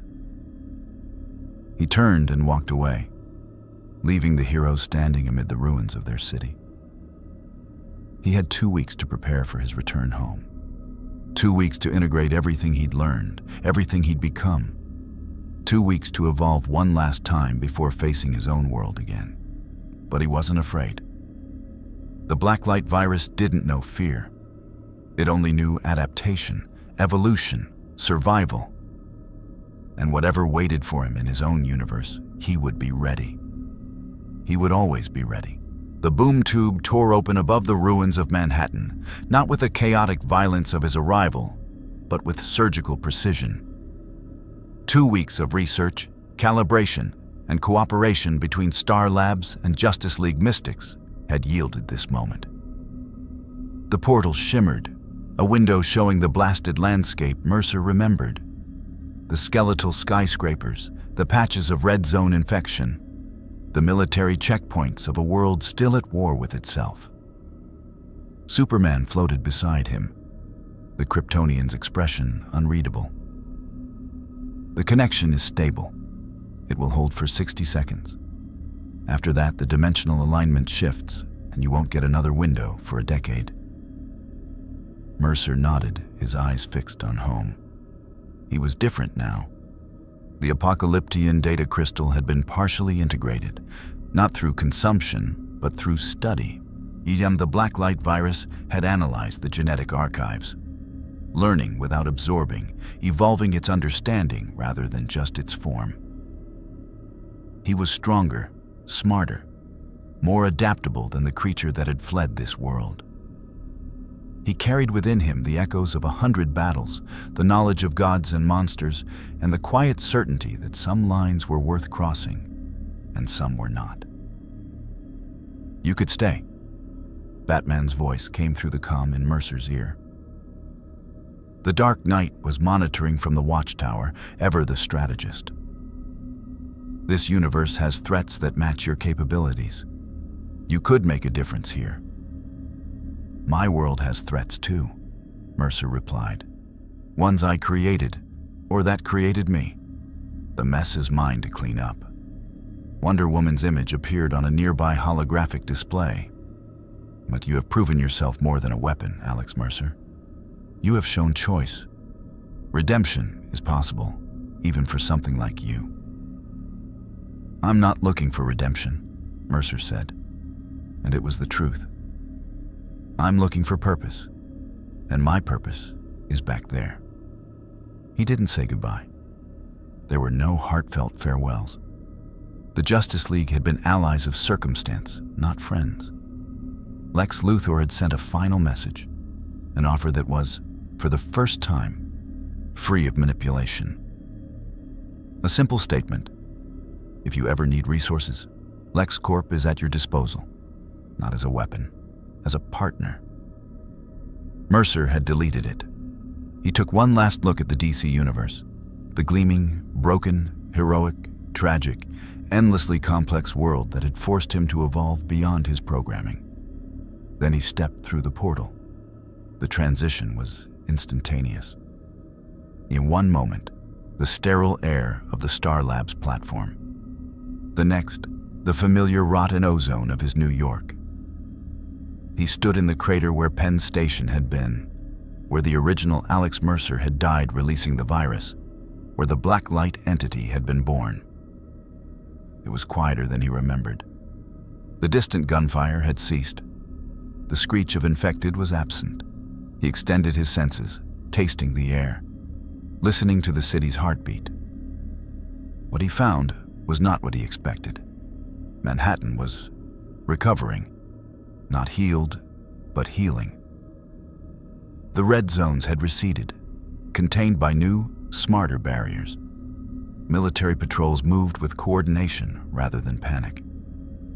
And there were people, actual civilians, moving through the streets in daylight, protected by soldiers in advanced armor that looked suspiciously like a blend of Blackwatch tech and something else.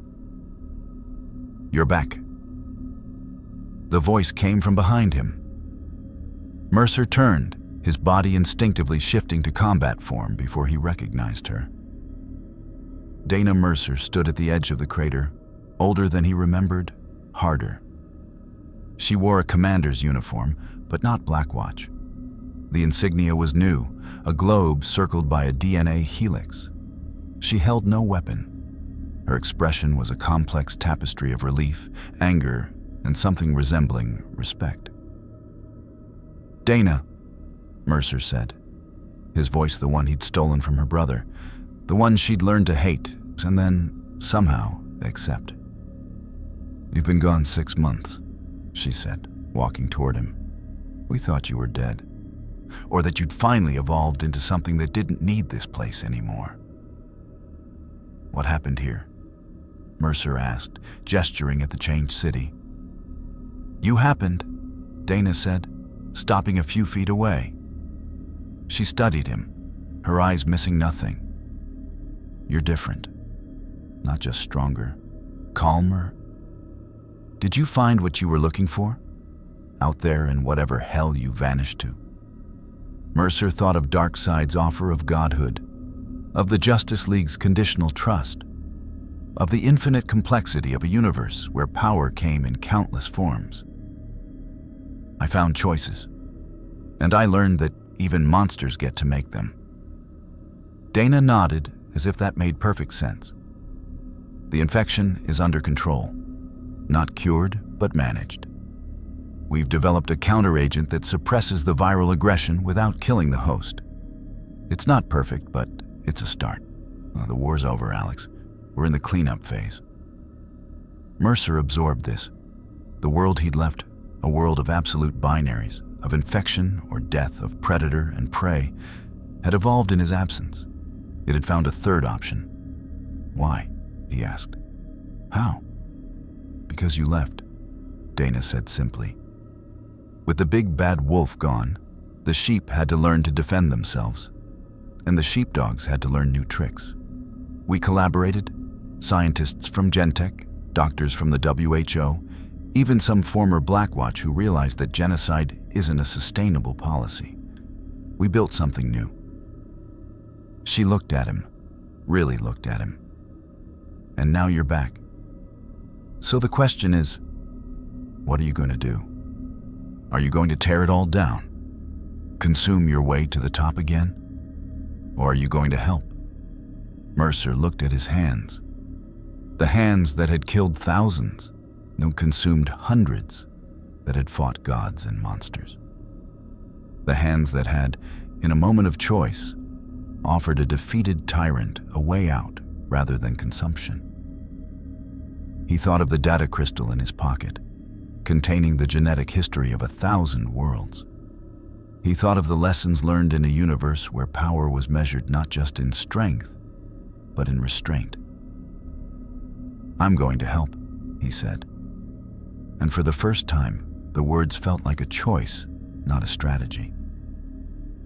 Dana smiled, a real smile, untouched by the bitterness that had defined her for so long. "Good. Because we could use someone who understands the virus better than anyone. And because," she hesitated, "because I missed my brother, even if he's not really my brother." Mercer didn't know how to respond to that. The virus had no protocols for familial affection, but the memories he carried, Alex Mercer's memories, the dead man's memories, stirred with something warm and painful and human.